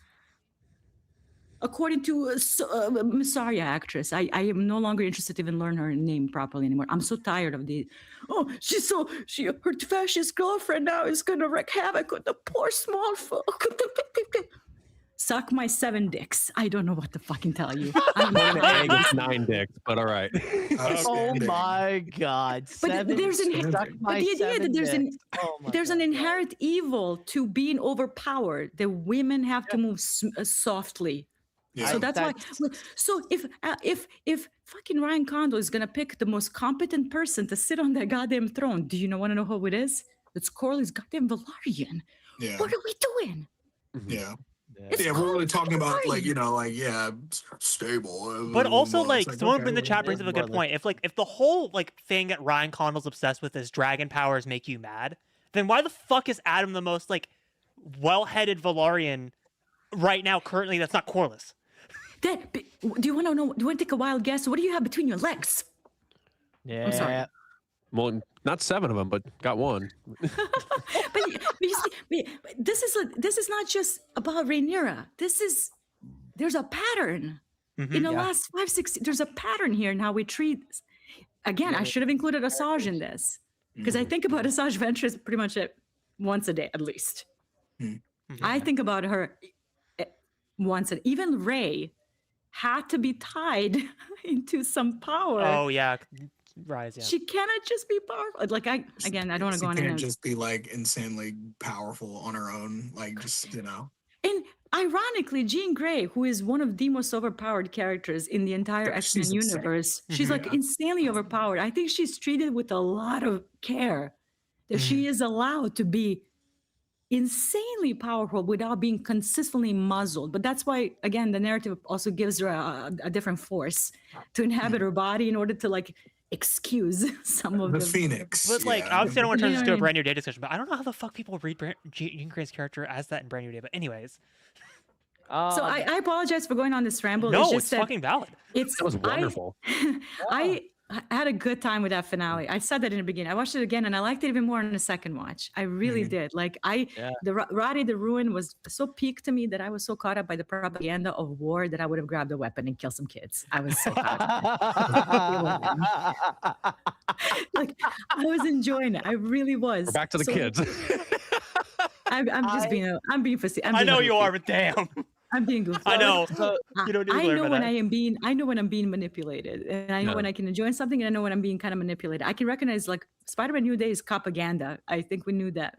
I think we can recognize that. There's an argument to make that all of the MCU is propaganda. I mean, there's an argument to be. There's pretty much MCU in its entirety is pro-military and propaganda. Superhero genre and a lot of But the thing is, as long as you, as a viewer, recognize what they're trying to tell you, you can still enjoy the thing and recognize what it's and criticize it for what it's attempting to do, like slide some of these thematic elements, which is what's happening right now with a lot of these. And the reason why I use Cersei here, because again, the way they the aesthetics of it. This wasn't a woman that was still wearing her red dress with her like the beautiful gowns and all that. They masculinized her because they want to associate these overpowered women with masculinity. And that's what drives me crazy. That's what's happening with Rhaenyra right now, because Daemon is the devil, Mysaria is the angel type of shit is so fucking surface level shit to me. And I didn't even feel about this. I could have made essays on Rhaenyra right now until Ryan Condal an hour ago opened his goddamn mouth and gaslit the shit out of me. Because what you're saying is not what you are writing. Right. I also don't understand. Okay, this is just me being fucking. I know JJ's probably gonna go on another rant when I say this. I'm sorry. You're good. I'm gonna day. kind of put this on like the TikTokification of media. 2 tornadoes. I'm sorry. I dealt with earlier. Why would you even need to explain it? Why can't you just let someone go? Okay, let me kind of just make my own interpretation of what I thought fucking happened. We don't need fucking artistic intent here.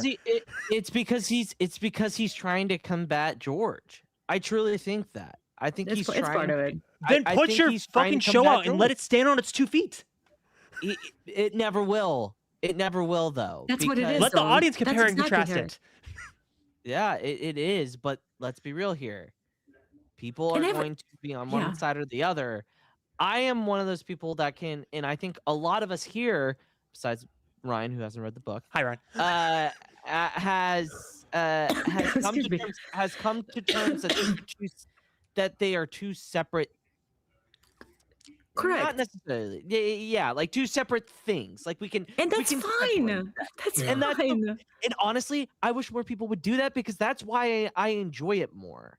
Like when the online discourse would have been a lot more pleasant because now, like every time Ryan Condal talks specifically about Rhaenyra and Alicent, so bad. It's throwing a piece of meat to a cage full of bears. They know they do that because these media outlets will allow it to happen because it gets them clicks, it gets them money. That's why they do these things. But also, as a storyteller, as a showrunner, you have to understand you may have an intent to tell. How it ends up being, the impact of it may be different. And here's the deal. If your impact feels so much different than your intent, which to me it does, nothing he's saying to me makes sense. Like that Alicent is the most capable one, the most competent one to rule the throne, which I would argue maybe. But here's the deal. If you were a competent queen that kept everything together while Viserys was, down with all of his health issues and all of that shit, I too can drive 80 miles an hour, 90 miles an hour safely on an empty fucking road. Yeah.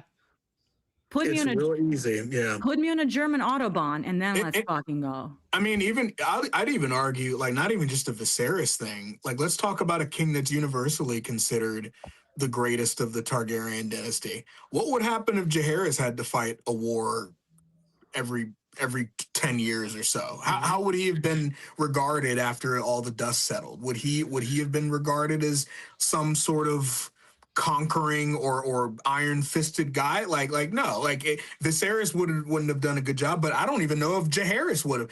Aegon the Conqueror, like the initial conquering is what he's mainly known for. But it's talked about in Fire and Blood that they think a lot of the lasting things that he's kind of embraced was during times of peace. Like the moment he was done fighting Dorne, it was all infrastructure, all this other stuff. And that's the kind of lasting legacy he was able to leave. And so Josh, I get in trouble when I say this, but I'm sorry, math is on my side. Lore is on my side. In 300 years of their dynasty, 40 can be considered really violent. Yeah. Yeah. 100%. And second bloodiest war in the history of Westeros was War of the Five Kings. Who started that? Baelish, we know, but you know what I'm saying. Like absolutely, fucking Tywin. So like the idea, like, and there's a reason why George R. R. Martin wrote so much about these fucking Targaryens and dragons, because the primordial force that's coming to wipe out the humanity is made of ice and it cannot die. Mhm. So obviously he has to build up a primordial force that can offset that, right? Mhm. Fire. Which, People have a problem, and because the dragons are not given to a Walker family. Mm. That's the bottom line, because that's the That's crazy. paradox.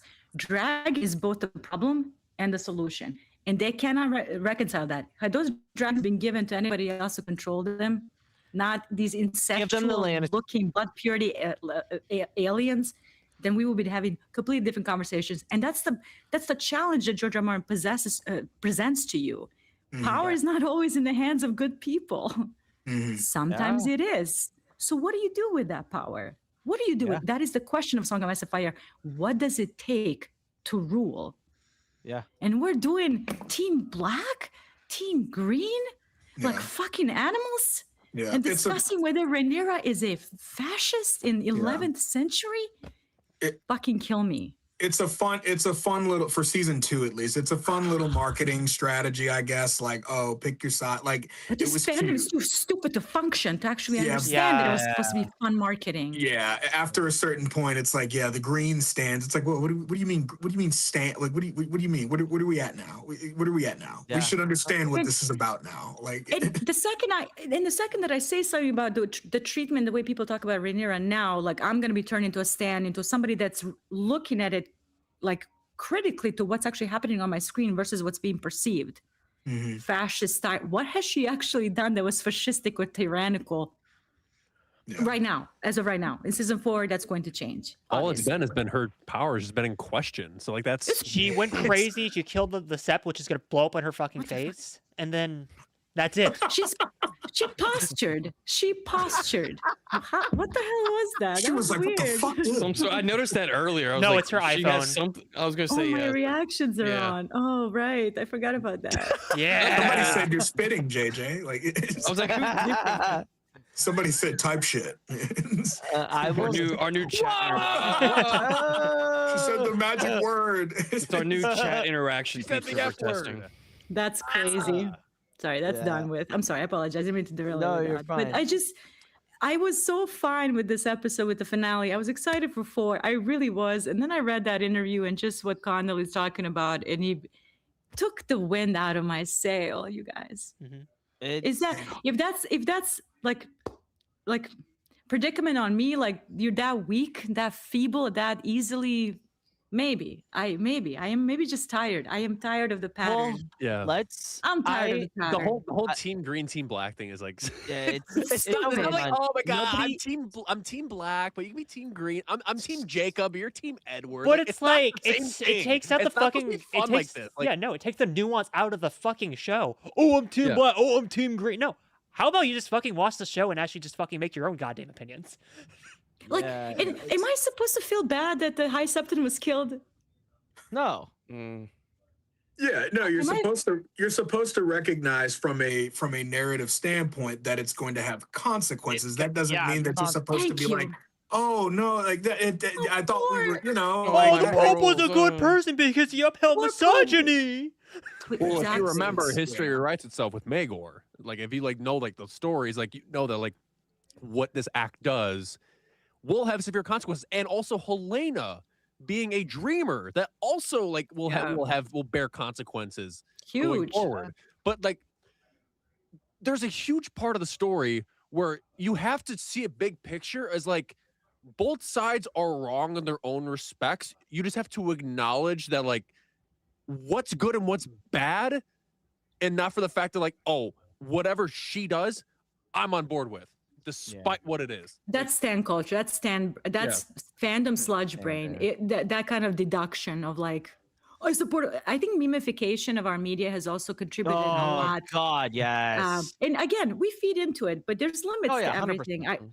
There's limits to everything. I feel like some themes are meant to be taken a little bit more serious. They talked about a little bit more nuance. Like I'm not saying that you shouldn't make your memes and your jokes and your video reactions. Like we all come from the Game of Thrones era when the Sunday live tweeting was some of the best parts of the experience. Everyone with their "I drink and I know things" T-shirts. Yeah. Like, No, but I like, have one like, in my drawer right but like now. JJ, you know you're right, but it's like I could do an entire fucking lecture about like the TikTokification of media, the TikTokification. memification of media, the cinema syndication of media, because that's a fucking factor.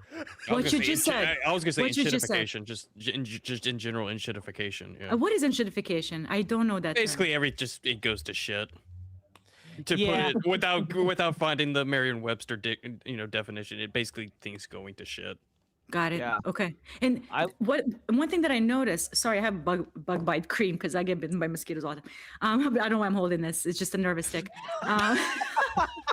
Okay. I have to hold something. So Me too. I'm gonna hold this while I'm talking too.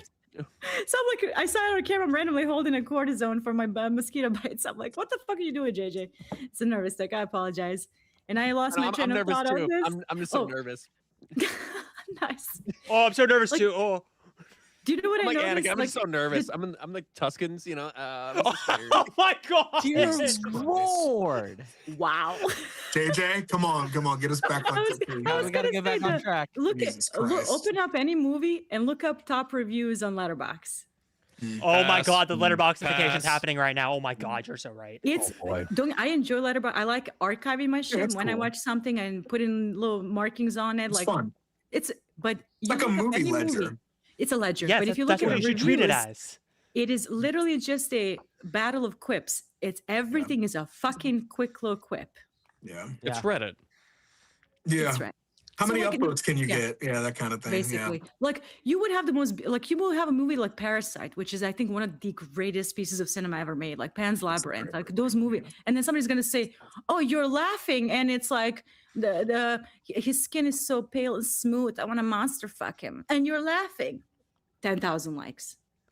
That's Am I true. wrong? You're not. No. But Which- everything is a quip. Everything is a meme. Everything is. Not even everything Or the is- ones where they judge where somebody watches like a mainstream movie and it's like that's all you have. It's like why don't you just let the motherfucker experience a movie and give his rating? Who fucking Like just I treat goddamn. like I treat Letterboxd as like my own fucking personal journal. It's just up on the internet. That's how you should fucking Yeah, I treat it didn't even- as. I didn't even like for the longest time. I didn't even know you could share it. Shit, I thought it was just something you personally was like, yeah, I like these movies and this is cool and that's all I have to say about that. It's like okay, well, cool. Like I do firmly believe the memification. Now that I've learned shitification and the jokes of it all is sort of like have contributed to a lot of these stories. Yeah. A lot of stories are being pumped out, feeling like written by ChatGPT and Grok. 100%. And if you're on Book Talk, there's an overwhelming increase in like the romantasy, basically romance and high fantasy being combined into one genre, which it's a good genre if you find a really good book. Most of them are just tropey slop. Like and characters that are set in the 9th, 10th, 11th century type of setting are talking like fucking Gen Z and millennials and quipping. And then everybody's going to bitch how all the books are really bad. Every dialogue feels like written by ChatGPT and slop. Everything looks like AI generated. This is what you wanted. This is how you talk to each other. This is how you view media.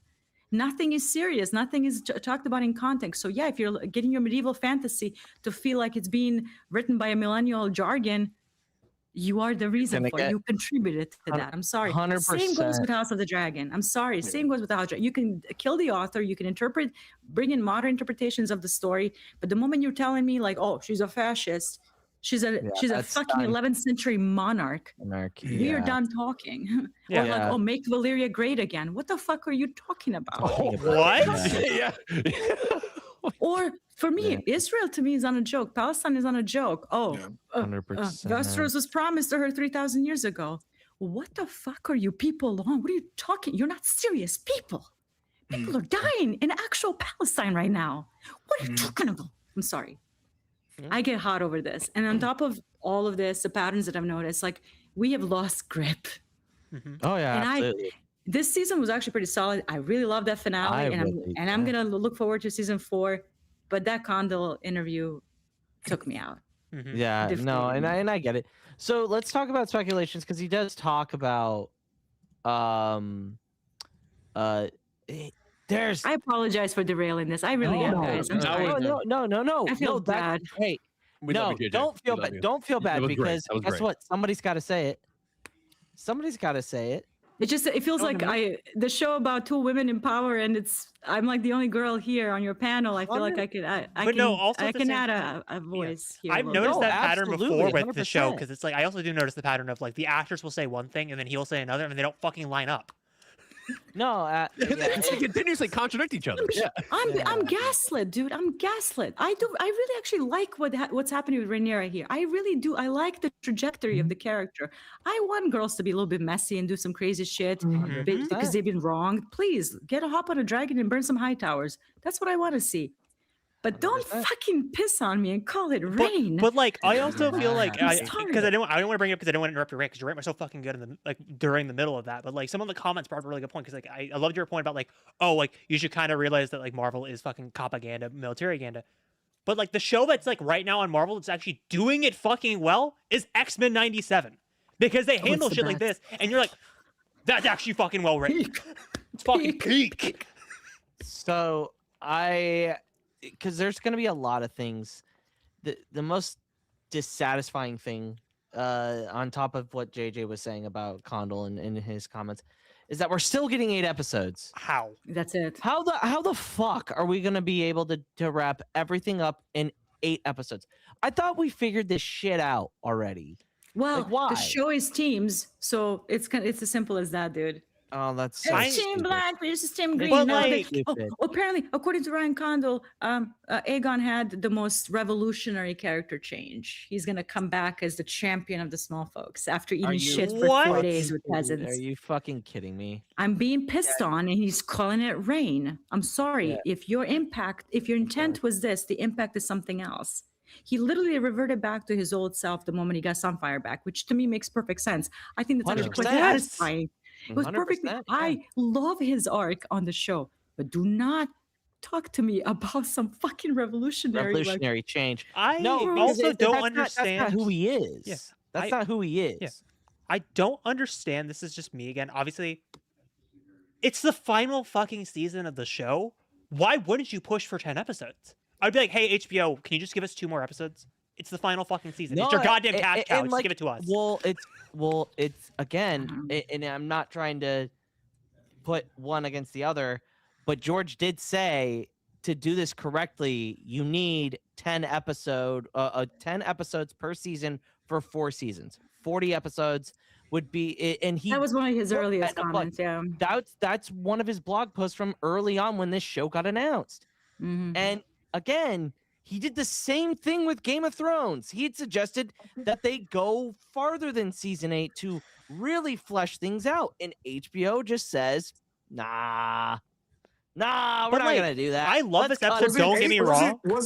Was it HBO or was it like the showrunner? It was I thought- I D&D. think It it was was D- show- Because I always, Yeah, it was D&D. my understanding, based on my limited understanding of like the behind the scenes stuff, at least with Game of Thrones, I remember a very famous article. I don't know if it was Variety or somebody else, so I don't want to like misquote. I'm not saying it is gospel. I remember there being an article where apparently like HBO literally Wanted asked 12 D&D seasons. like, we will give you whatever check. you need. Blank A blank check. check was used. Yep, I remember reading that at college. They gave them a blank check, like however much time, however many episodes you need to finish this show, we will, because it Do was it. their cash cow. Like they made 100%. stupid money on that shit. 100%. But they wanted to do slavery fan fiction in Star Wars. Yeah. Yeah, I was gonna say they Star were Wars. ready to move on. And they to didn't even Star get to Wars, do and they it. didn't get to do it. Yeah. They dropped the Yeah. ball after they fucked up. I love And that. But like, let's- sorry, like going back to the fucking House of the Dragon 8 episode rant. Again, I don't understand why Ryan Condal's not pushing for 10 episodes. I also could see how this finale. I love the finale. Before I He say wants what to I be say done. next, He before wants to be done with Yeah. it. He's Before- Team Green. He's Yeah. already picked the team and he knows where he's going with it. I know how this story fucking ends. But And before he's even not the- going to subvert anything about before it. anyone misinterprets what I'm about to say next, I can also watch this episode and go, I can see how this would be 10 episodes. Okay, I can see how this could split into 2 episodes.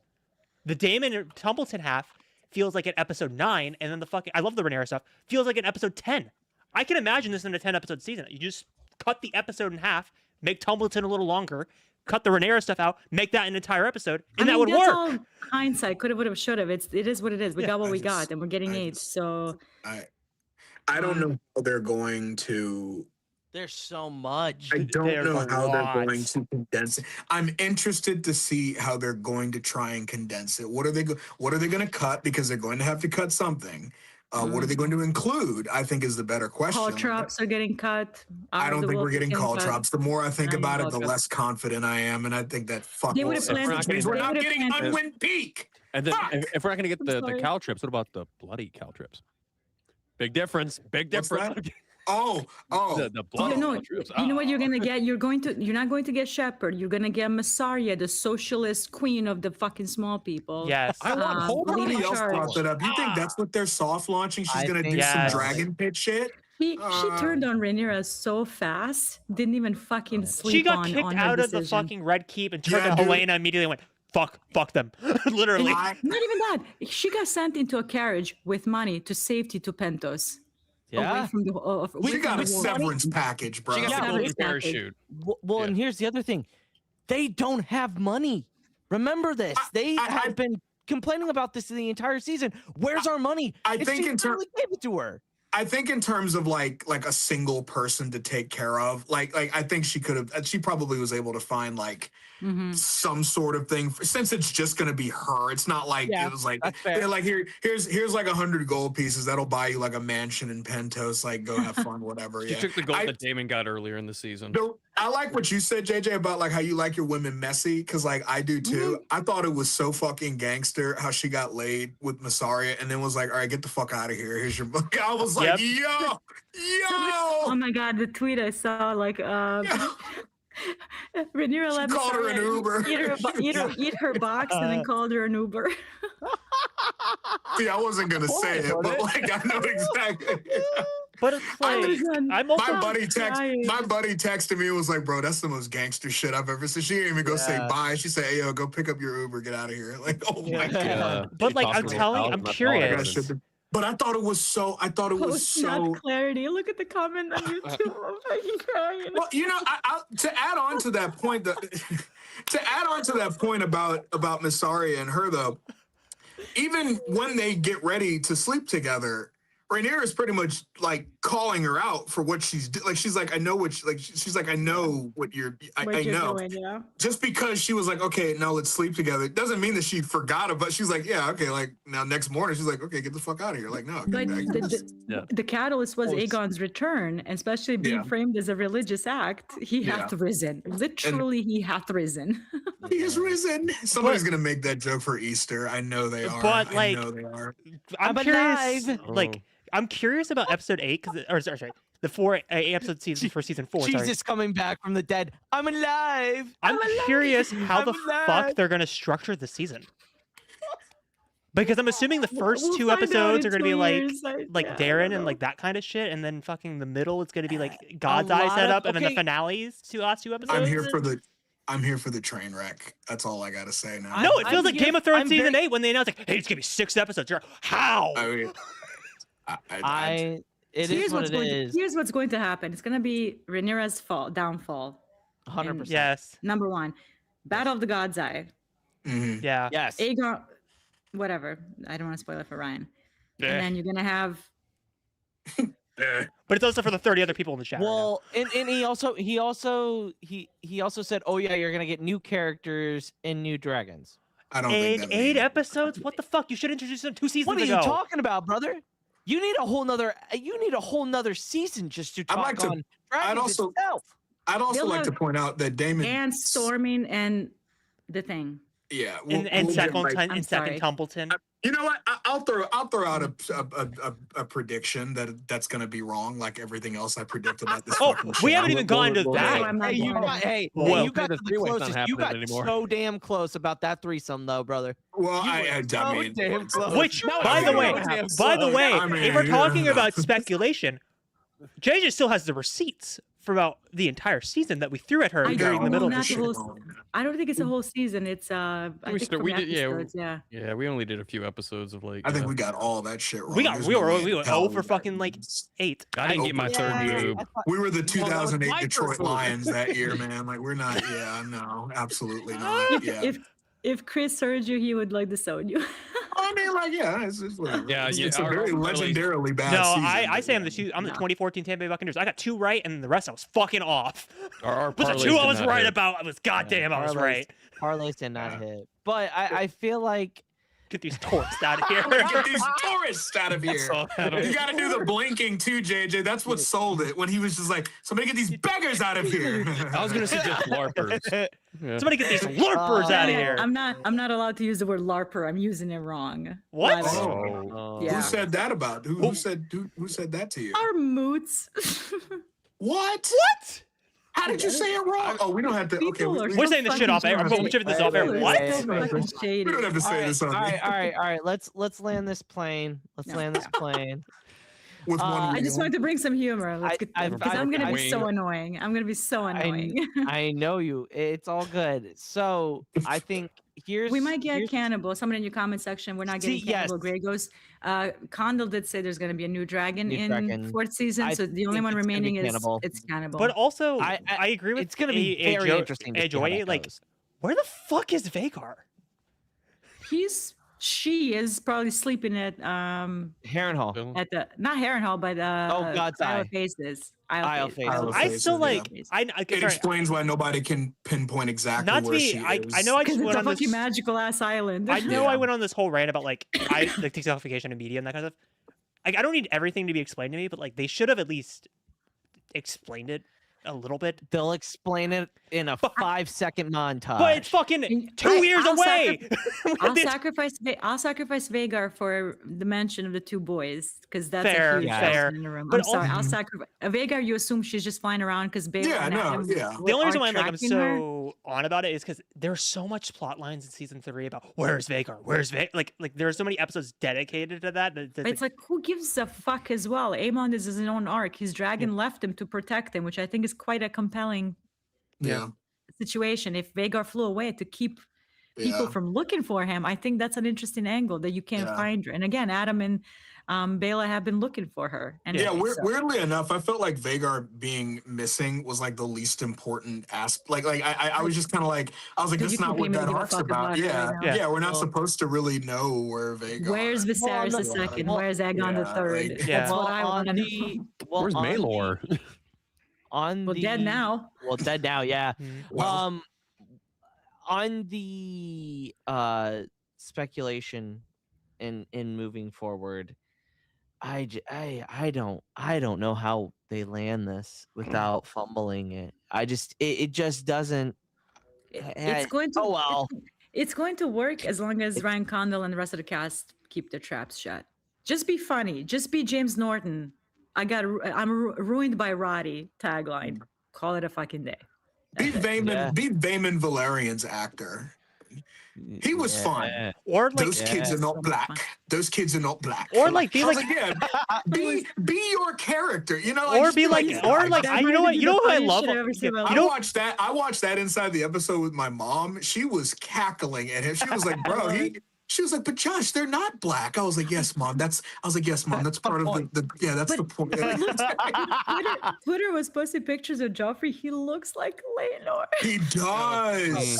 He does. But like Somebody said, "I'm sorry." That's like low-key Laenor's kid. not to be mean, but it's like one of one of my favorite cast members is Clinton Liberty, who like plays fucking Adam. I think Adam like is one of the best actors He's in the show. having the best fucking time. Oh, he's right just now. fucking. He's like I'm on a dragon. I'm fucking reading Batman comics while just fucking writing. Like he's having the time of his goddamn life. I'll be honest. I thought he was cooked because Clinton Liberty was posting so many pictures with the cast, almost like a goodbye, like had a good time. He even got to meet Natalie Dormer. I'm like, oh god. Oh, he met Marjorie. I'm like, the character's cooked. I was really afraid that Adam is cooked this season. Oh, Marjorie. I knew Helena was a big sweet chance. queen. Yeah. Ormond, I was hoping would stay because he's one of the better villains on the show. There was a fake leak that came out that said that Ormond had survived somehow, and the next season was going to be like a really in the vein of like Aegon getting burnt. The next season was going to be him like looking really fucked up, and he was going to have some sort of role for the cow trap, but they never did that. And I was like, that's kind of like the one fake leak that I kind of wish was true. I would have loved to see how he would deal with like dragon fire, and he's just like, or especially with his odors, like if he's covered in his own stink. That same fire, like I don't know. No, but like Roddy was like kind of on a. Roddy was like on. at that point. It's Yeah, like, he was already. He was like, He was ready to go. No, Well, but like well, Josh is He right. came to Like die. He a came character to die. that is so fucking against odors and bad stink, being burned in fire and dealing with that And then- constantly. Oh my Well, god. That would The thing is, like, you know, that just tells me he's never seen battle. He has Yeah. never been in a battlefield. Yeah. He's never It been in a makes- battlefield. And what's funny is that like he's not a poor fighter. He was actually No, he doing. trained. I'm sure he he's- trained. I'm sure. Yeah, he's he the heir. trained. He was the heir to Old Town, one of the oldest and storied, wealthiest houses in the Seven Kingdoms. Of course, he's going to have proper training. I mean, Gawain had proper, I'm sure, training with knights and stuff. It's when you're, but I have no doubt he was nowhere near a vanguard in his life. So No. he was got beaten definitely by like. he got Yeah, he beaten was by an old definitely man like the without a commander knife, at the back watching, like playing Total War, basically. He Yeah. was not a, so. 100%. Well, Tyrion's seen more action than him. Unironically, he has. Yeah, no, like, That- So right, he you're really so right. has. You're spot on. So here's my thing. I think the one major thing, there's two major things that I think they have to get right. Battle Above the God's Eye needs to be that is going to be so interesting on how they do that whole thing. I'm sure aim. Oh, never mind. I'm not gonna go into spoilers Hey. and stuff like at all and speculate, but like I feel like it's gonna be Battle of the Bastards 2.0. It's gonna be all aura, but I'm here for it. But it's Nah. going to also be with Ryan Condal being so vehemently Team Green. Yeah.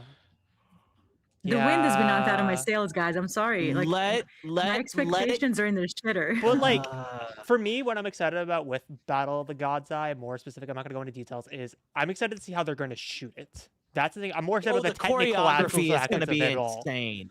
I don't doubt, especially after the dragon standoff scene, which a lot of I had one person actually complained, like, why are so many dragon CGI in the show? I'm like, what the fuck are we talking about anymore? Brother, Why we are are talking about other dragons. guys- What are we gonna grab a fucking I didn't- salamander and just I make didn't it have wings? I didn't What even are know we how to. doing here? I didn't even know how to respond to that. I was You like, saw what's that. the- I knew you saw that. God. Yeah, she like- texted me my reaction. I was like, God damn it! Like, But yeah, that was hilarious, by the way. But Yeah. that scene when Caraxes is breaking through the gates at Tumbleton, like when the Oh, head that was goes so through the door, and the mouth opens up, and there's slime and like slobber in the Caraxes' mouth. Like it looked like that was some fucking like that was real. crazy That good. was That was real. that CGI was nuts. So I have confidence Battle of the Gods that will be choreographed beautifully. It's going to look like gray sludge. I don't doubt that. That's Yeah. forget beautiful sunset. Forget the It's gonna be orange shot and on the red, volume. Forget That's the only way you can do it. forget the beautiful background of this vicious thing that's happening. It's going to look like gray sludge. Is it going to be beautifully choreographed? 100%. I don't doubt Well, it. and So here's the other thing, though, and I think the big reason why they said what they had the plot point of where's Vagar, where's Vagar, where's Vagar, was because they didn't have it in the budget. Yeah. You can't just have one of the biggest fucking dragons true. and Exactly. have That it makes have Tumbleton happen, have the sense. episode with all of those dragons in one scene.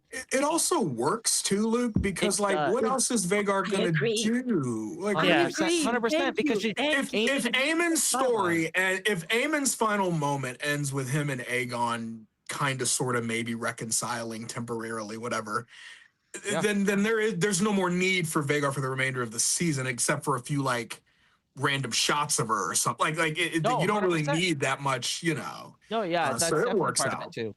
It does, for But like sure. also, sorry, again, this is another thing I want to address because someone was like, hold up, the volume ain't that bad. The volume is not a silver bullet you can use in every single fucking situation. You have to shoot around it in a specific way. I never understand this whole like, oh, just the volume for everything. No. You don't use the volume for everything. Look at volume. Obi-Wan Kenobi. I love for Obi-Wan, but look at Obi-Wan. I was exactly. getting ready to I was getting ready to say. Obi-Wan Kenobi, that's the one thing that I will gripe about it, is that the volume, There's an it's- over-reliance. Mandalorian. I'm sorry. There's Yeah, the yeah, elephant in the Mando room. too. Mandalorian uses so much Yeah, fucking volume. It Season was 1 was terrible. perfect in And its use. I was getting ready to say not to segue too hard, but there is a We're talking about clear special effects. Yeah. there is a clear difference between like season 1 of The Mandalorian and like even season 2, but definitely season 3. Like it's like whoa, And it's the a different film as show. well. In film Yeah. too. Look, Yeah. I know some stuff was shot on whatever, but like It just looks bad. I just watched on Peacock the making of Odyssey. The locations Nolan took these people Yeah. to, Oh, the yeah. equipment, the way they had to transport it to film from these locations. Like 100%. He really is a That's dying breed, dedication. man. He's a dying Dying breed. breed. Yeah, it's Th- sad. this is- It's that- beautiful I'm to gonna watch, remain- but it's sad in a way because it's like Yeah. I don't know if we're gonna. I hope we do. There's plenty of talented filmmakers out there. We will see great movies, over the course of the next decade. But like, I see how he works. The last two movies he did, Oppenheimer, and now this. Yes. I was like, dude, the bro has been batting one for They're like filming. Goddamn, they're filming on fucking Yeah. boat, and they caught a fucking dolphin by accident. And the guy's I like, "Oh, we just Yeah. happened to have an IMAX camera ready to catch that." man. Also, You're not gonna catch that in a tank. And let me make it clear: I'm not expecting every filmmaker out there be working with going, limited budgets to do what he's Sure. doing. He filmed on pretty much on like 5 different locations and difficult locations to get to. They're all in a hill and shit. Yeah. So Mhm. that's not the expectation.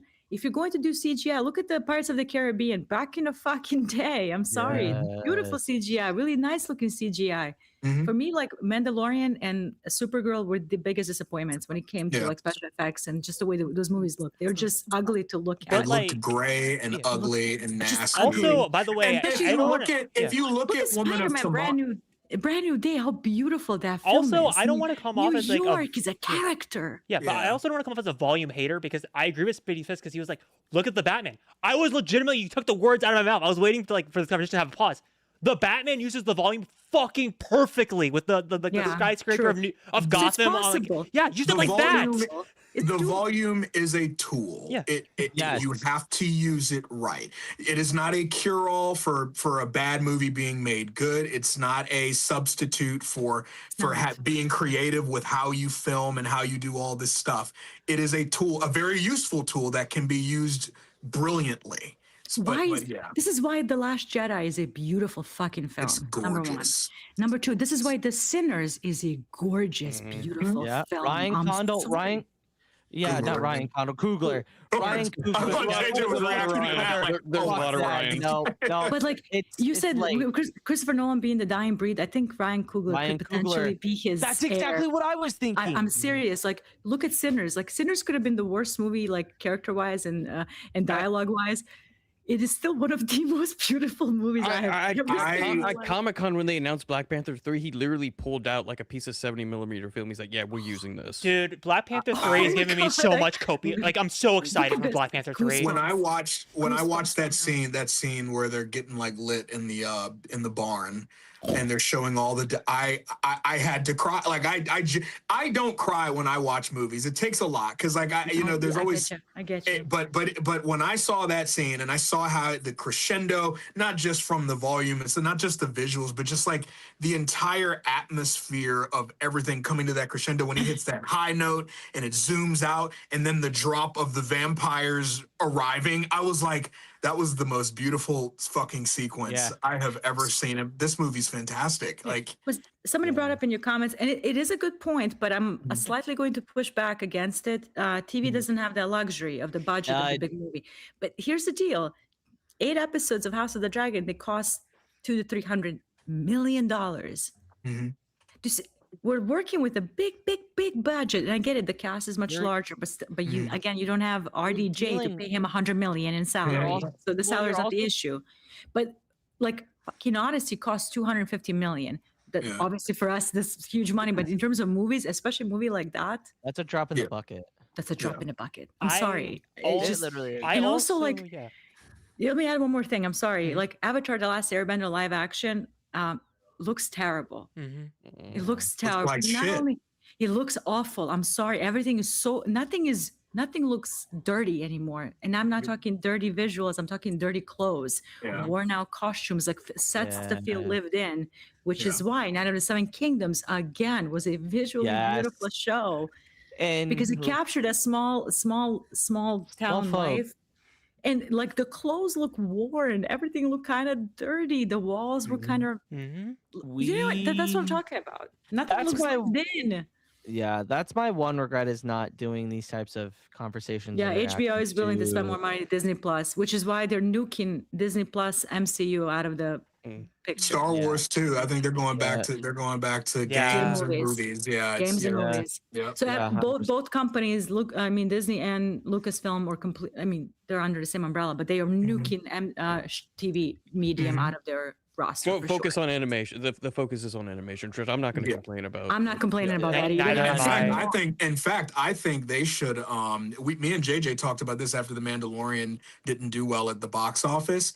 I think they should start priming some animated films to be theatrically released. I agree. There's been some rumors. Not Interesting. Not the clone. Really? There was a Twitter. I'll just say there was a Twitter insider with a pretty decent track record. Okay. About the studio that did Screecher's Reach for Visions Volume 2. No shit. About doing an animated movie based off of that, but that's Yeah, just that'd be rumor. So And I'm not that's saying All I'll say is the Super Mario movie that came out, the second one that came out, made like $1 billion on like $110 million budget. That movie looked gorgeous. It's gorgeous. I watched it. It's stupid as hell. The story It's so dumb. it's so stupid. if you love the game, but it knew what it was. Great. It knew what it was, and they made it look pretty. Like, you know, Yeah. you can do it. but If you give me a Mario movie that's 2 hours long of just Bowser and Bowser Jr. doing fuck shit, I will give you but $1,000 like a ticket. no, like going back to what Josh just said about like again, not to turn this into a fucking Star Wars conversation, but like if you do an anime We're movie, talking about don't pull special effects, yeah, yeah. It's don't who I am. don't pull a Clone Wars movie and just cut 3 episodes down and go, here's a movie. Like actually from start to finish movie.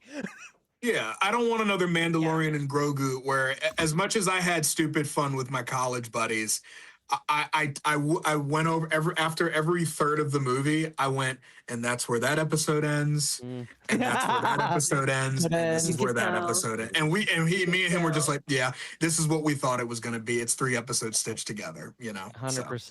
And you can 100%. tell. But I just wish it was prettier. let's- That's all. Yeah. Anyway, let's back on track, and we're almost let's- 2 hours in. I need to go. no, let's I'm tired. give our outros.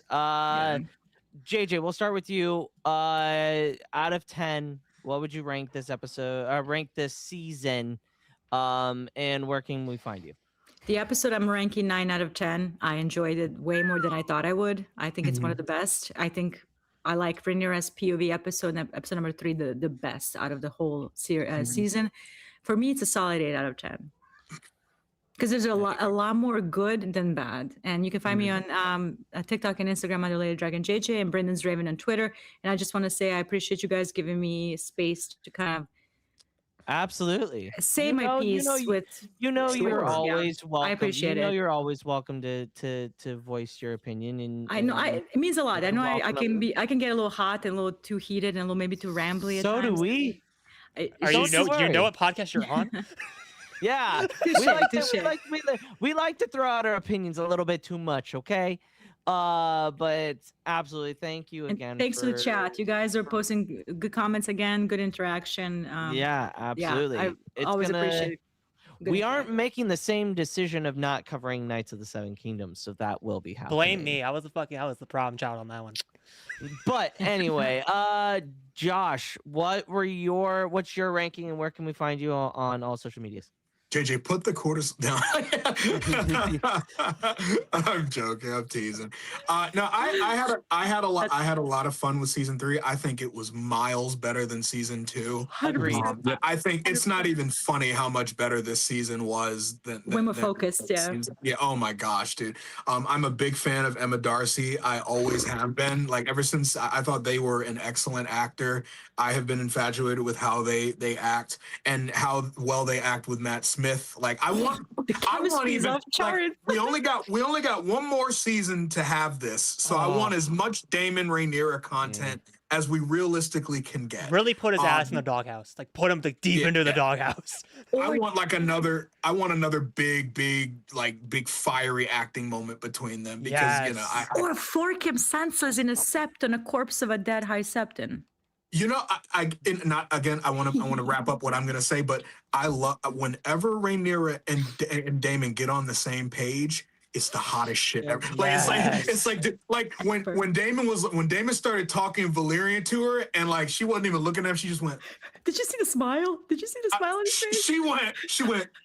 you're gonna go to Tumbleton, and and David was just sitting there like, No, but can we actually give Emma Darcy their flowers for like acting Yeah. an entire scene in High Valyrian, but actually fucking emoting in a way where I was like, yeah. what the Yes. hell?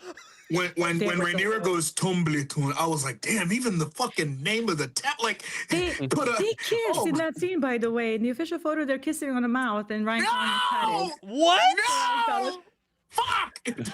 We could have had pink. But to wrap up my thoughts, like I thought everybody did a great job acting. I would have liked to see, and this is no fault of Steve Toussaint, but I would have liked to Yeah, see I agree. more More Corlys Corlys. in his Hand of the Queen. Like I wanted to see some examples of why he was fit to have that role a little bit more. They really And wanted that's- to focus on Alan, I think. That's why they benched him Yeah. a little bit, so they can probably use him Yeah. down the line in the negotiating after all that shit.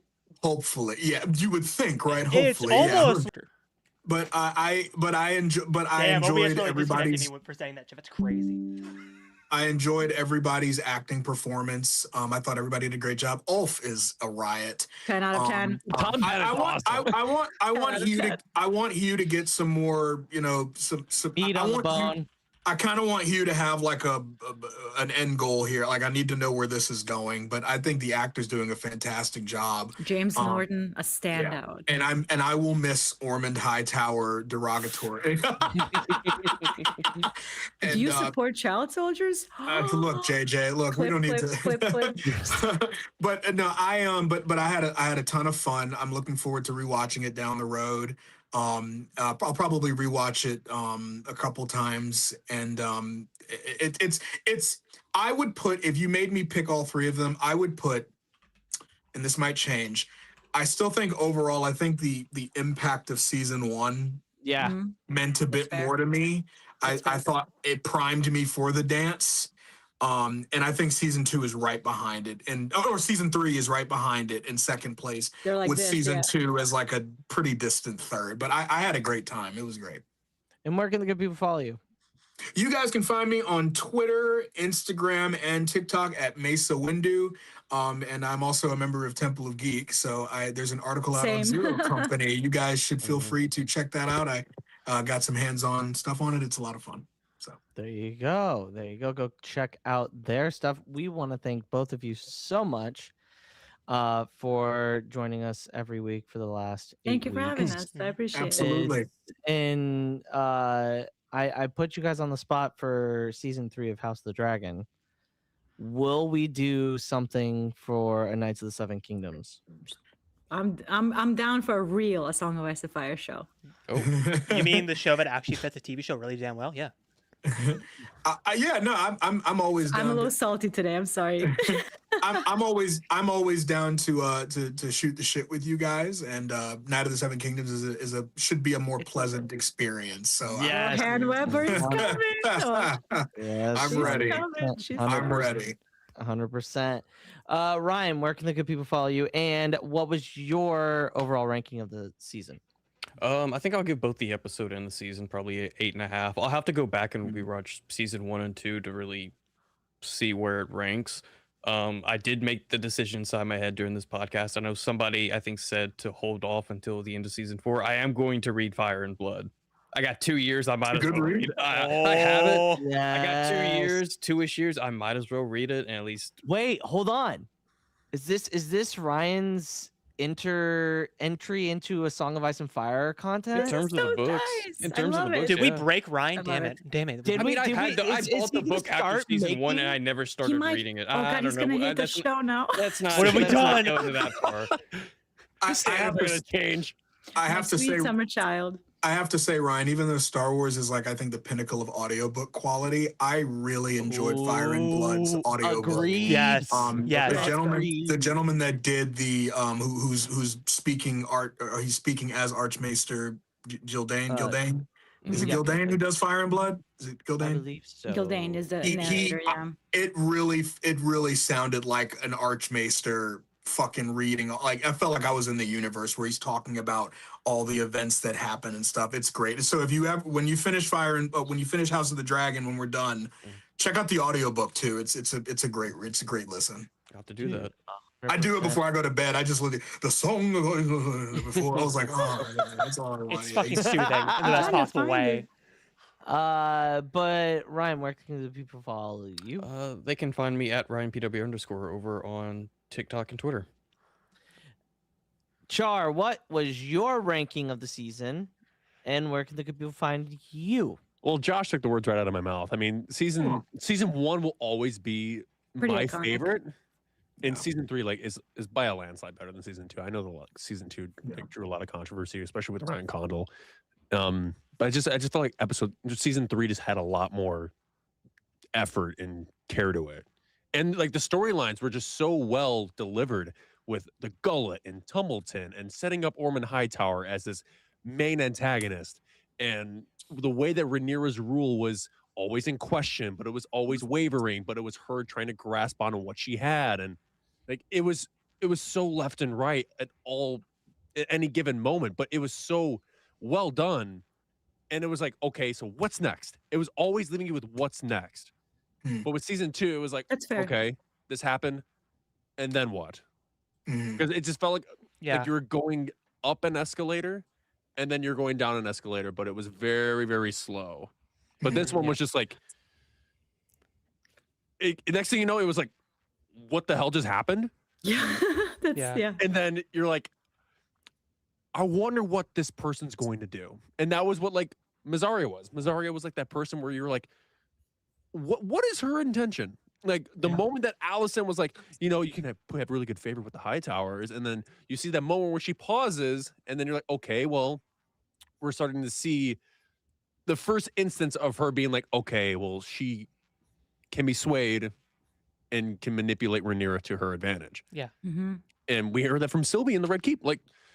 There's so many pieces on the board on this episode, and especially in like the finale. Like, I'm just curious what's going to be next, because season 4, if we're basing this off the foundations of the book, we don't know what's going to happen to Hugh, what's going to happen to Ulf, what's going to happen with what we know of Daron. the book. We have no idea what's going to happen to Daron, Egwene, because even with Tylan Lannister, like I don't know like what's going to happen with Larys too. Like it's Oh yeah, I forgot about Tyler. There's so many Tyler- pieces they have to wrap up. It's crazy. preparing. He's because prepared. because Tylan was with Aegon, and then Aegon went to Harrenhal. So I'm like, well, okay, so where's Tylan? Like Somewhere He just went fucking to the outside rock. of just Asking outside those of Hereth questions. Hall He somewhere, went to just the fucking like touching grass. I don't know. He's preparing. Jesus fucking Christ. yeah, there's a lot of pieces on the puzzle that we're like, okay, well, God.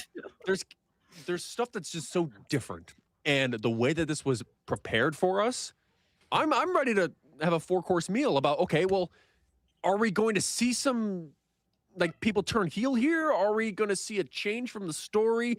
Because I think the character that I'm so curious about the most is Hugh.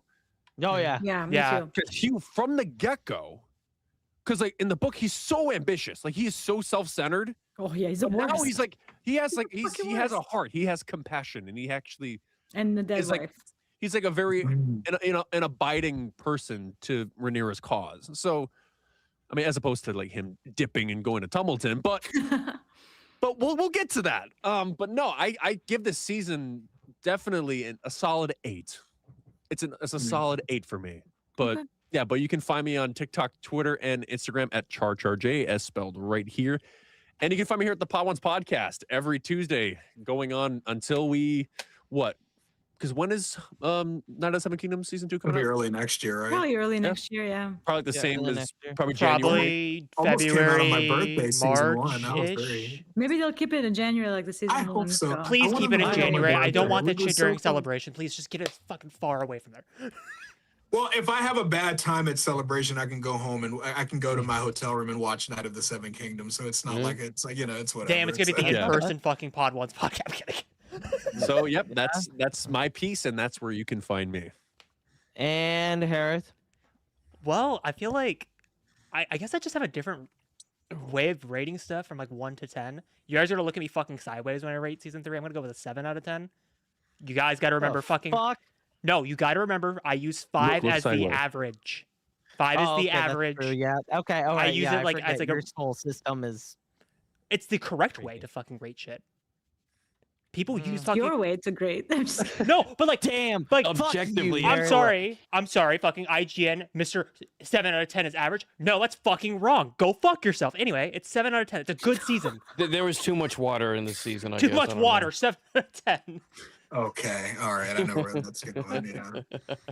You I'm guys sorry. got I rate season jokes. 2 a fucking 4 out of 10. Like you guys, look. There's an example of my rating right there. Yeah, Hereth, get pissed. Oh, sorry, Ryan Condor, you're in my house. Anyway, Hereth, where can the good people follow you? Where can the good people follow me? I guess they could follow me at Hereth Productions on TikTok, Instagram, and Threads, and Hereth_edits on Twitter. Are you gonna find me? I don't know. Fucking no. I fell asleep. I didn't fall asleep for fucking Sunday to Monday, so I didn't edit a reaction. So Why are you so confrontational? He's hot. I'm fucking. Where fine. did they fucking find you? Jesus Christ!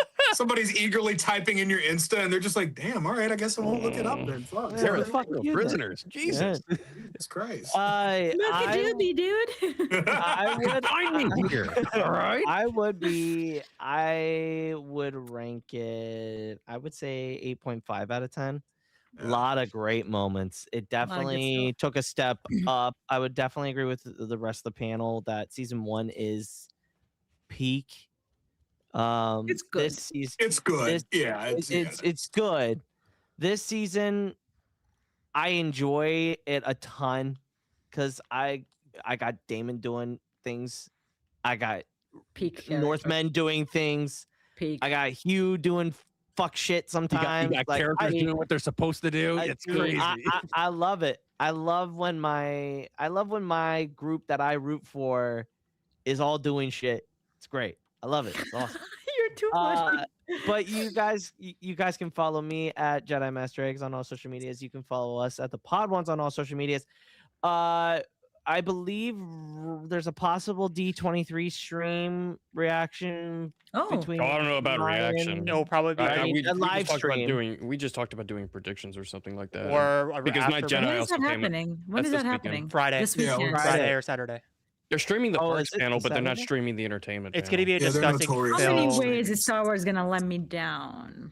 A lot. Are they? You'll get Ahsoka and Starfighter, whether both trailers or whatever they show is public. Yeah. Hey guys, This is what's gonna, because this is what they love doing. Like, yeah, exclusive trailer that will never be released. You won't see that shit for like 6 months, and No, it's like, you're all right, see, you're man. see it because somebody was able. no, to someone was like Somebody will be- this Hey, in the Ryan, panel, don't film me. like no, like Yeah, this. something There, exactly there, what's guys. My there. prediction Yeah. is if there's a Starfighter trailer, we get that publicly. If there's an I Ahsoka think so trailer, too. Oh, it'll be private, and they won't start marketing that until like Maul November, 2. December. And Yeah. by the way, Oh, get Maul ready, 2, get ready for the yeah. discussing film thread where it's just a bunch of like people in the room tweeting about it. The worst way to fucking do news. I'll find a Yeah. TikTok live stream before Mickey gets it. I always feel bad because, like, you know, sometimes and on some levels, it's like sometimes it's the only shit coming out, and it's like, fuck, dude, yeah, thank you, appreciate it. But then there's other times where it's like, fuck, man, like I would really like to see that. Like, No, damn, like, 100%. 100%. We our reaction to this episode is on our members only. We decided to start our members only, so if you'd like to go see that, I think it's what is it? $1. It's $1 to check out our reaction right now until Hereth gets the edited version. I up. promise. It's With because I didn't this- sleep Sunday to Monday. That's the only reason why the reaction. We're not holding anything against Hereth. He's a I am. fine he's a fine man. Not. He's doing his best. He's just out here surviving. So don't go after him. So if you'd like to join our members, you're more than welcome. It's $1. In this economy, we didn't feel like $5 was justice. So we You went get with everything $1 for the just to make $1. it There's a higher easy. tier, but you don't really get anything else. Everything's within the $1 tier. Absolutely. So go check us out there. We will be off next week. Officially, we're taking the week off. Maybe D23 stream, maybe not. We'll just kind of play it by ear. yeah. It's Alanis' birthday on Thursday of next week, so Oh, I happy will. birthday. I will be spending it with my wife. So I think the week after that is that Rings. Do we start Rings then? No, Rings is in. We're gonna be Rings doing. November, We're gonna be right? doing. November. Well, We're gonna we're be doing a zero rewatch.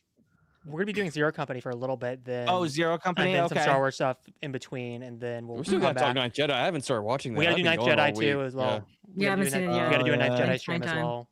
And then If you Yeah. guys ever have a chance, Widow's Bay on Apple TV is I've heard it's pretty good. phenomenal. Hmm. I Okay. think it's underhyped. Hmm. Oh. I've been looking for a new show to watch, so That is the best 10 episodes of a mystery horror comedy Ooh. style I Oh. have seen in years. Well, Okay. the show that I'm currently watching, which I'm surprised that I haven't watched it before, believe it or not, is Walking Dead. you haven't watched Walking Dead? Oh, You haven't No. watched The Walking How Dead? far? Wait, What? wait, I wait. stopped How, after wait, season wait, wait. 6. I was gonna say, I'm how far are currently you right into it? before season. I'm like right at the end of season 2. Okay. So like, Oh, this is okay. like Okay, right he after hasn't the gotten two guys to in the where it gets bar and then insane. Beth and the By the way, I I'm will at say that this, part. Char. I know you're deep into like movies and shows, that kind of stuff. Hold on. Read the Hold comics on. for Walking Dead. I got Josh just gotta go. I gotta go. I love you guys. Thank Bye, you so Josh. much. It's Yeah, been I'm an gonna have to awesome dip season. too. This Yeah, is a let's lot. go. Yeah, let's go. All right, Yeah. with hours. that, Appreciate with it, guys. that, Yep. we'll see you next time. Dracarys. Absolutely.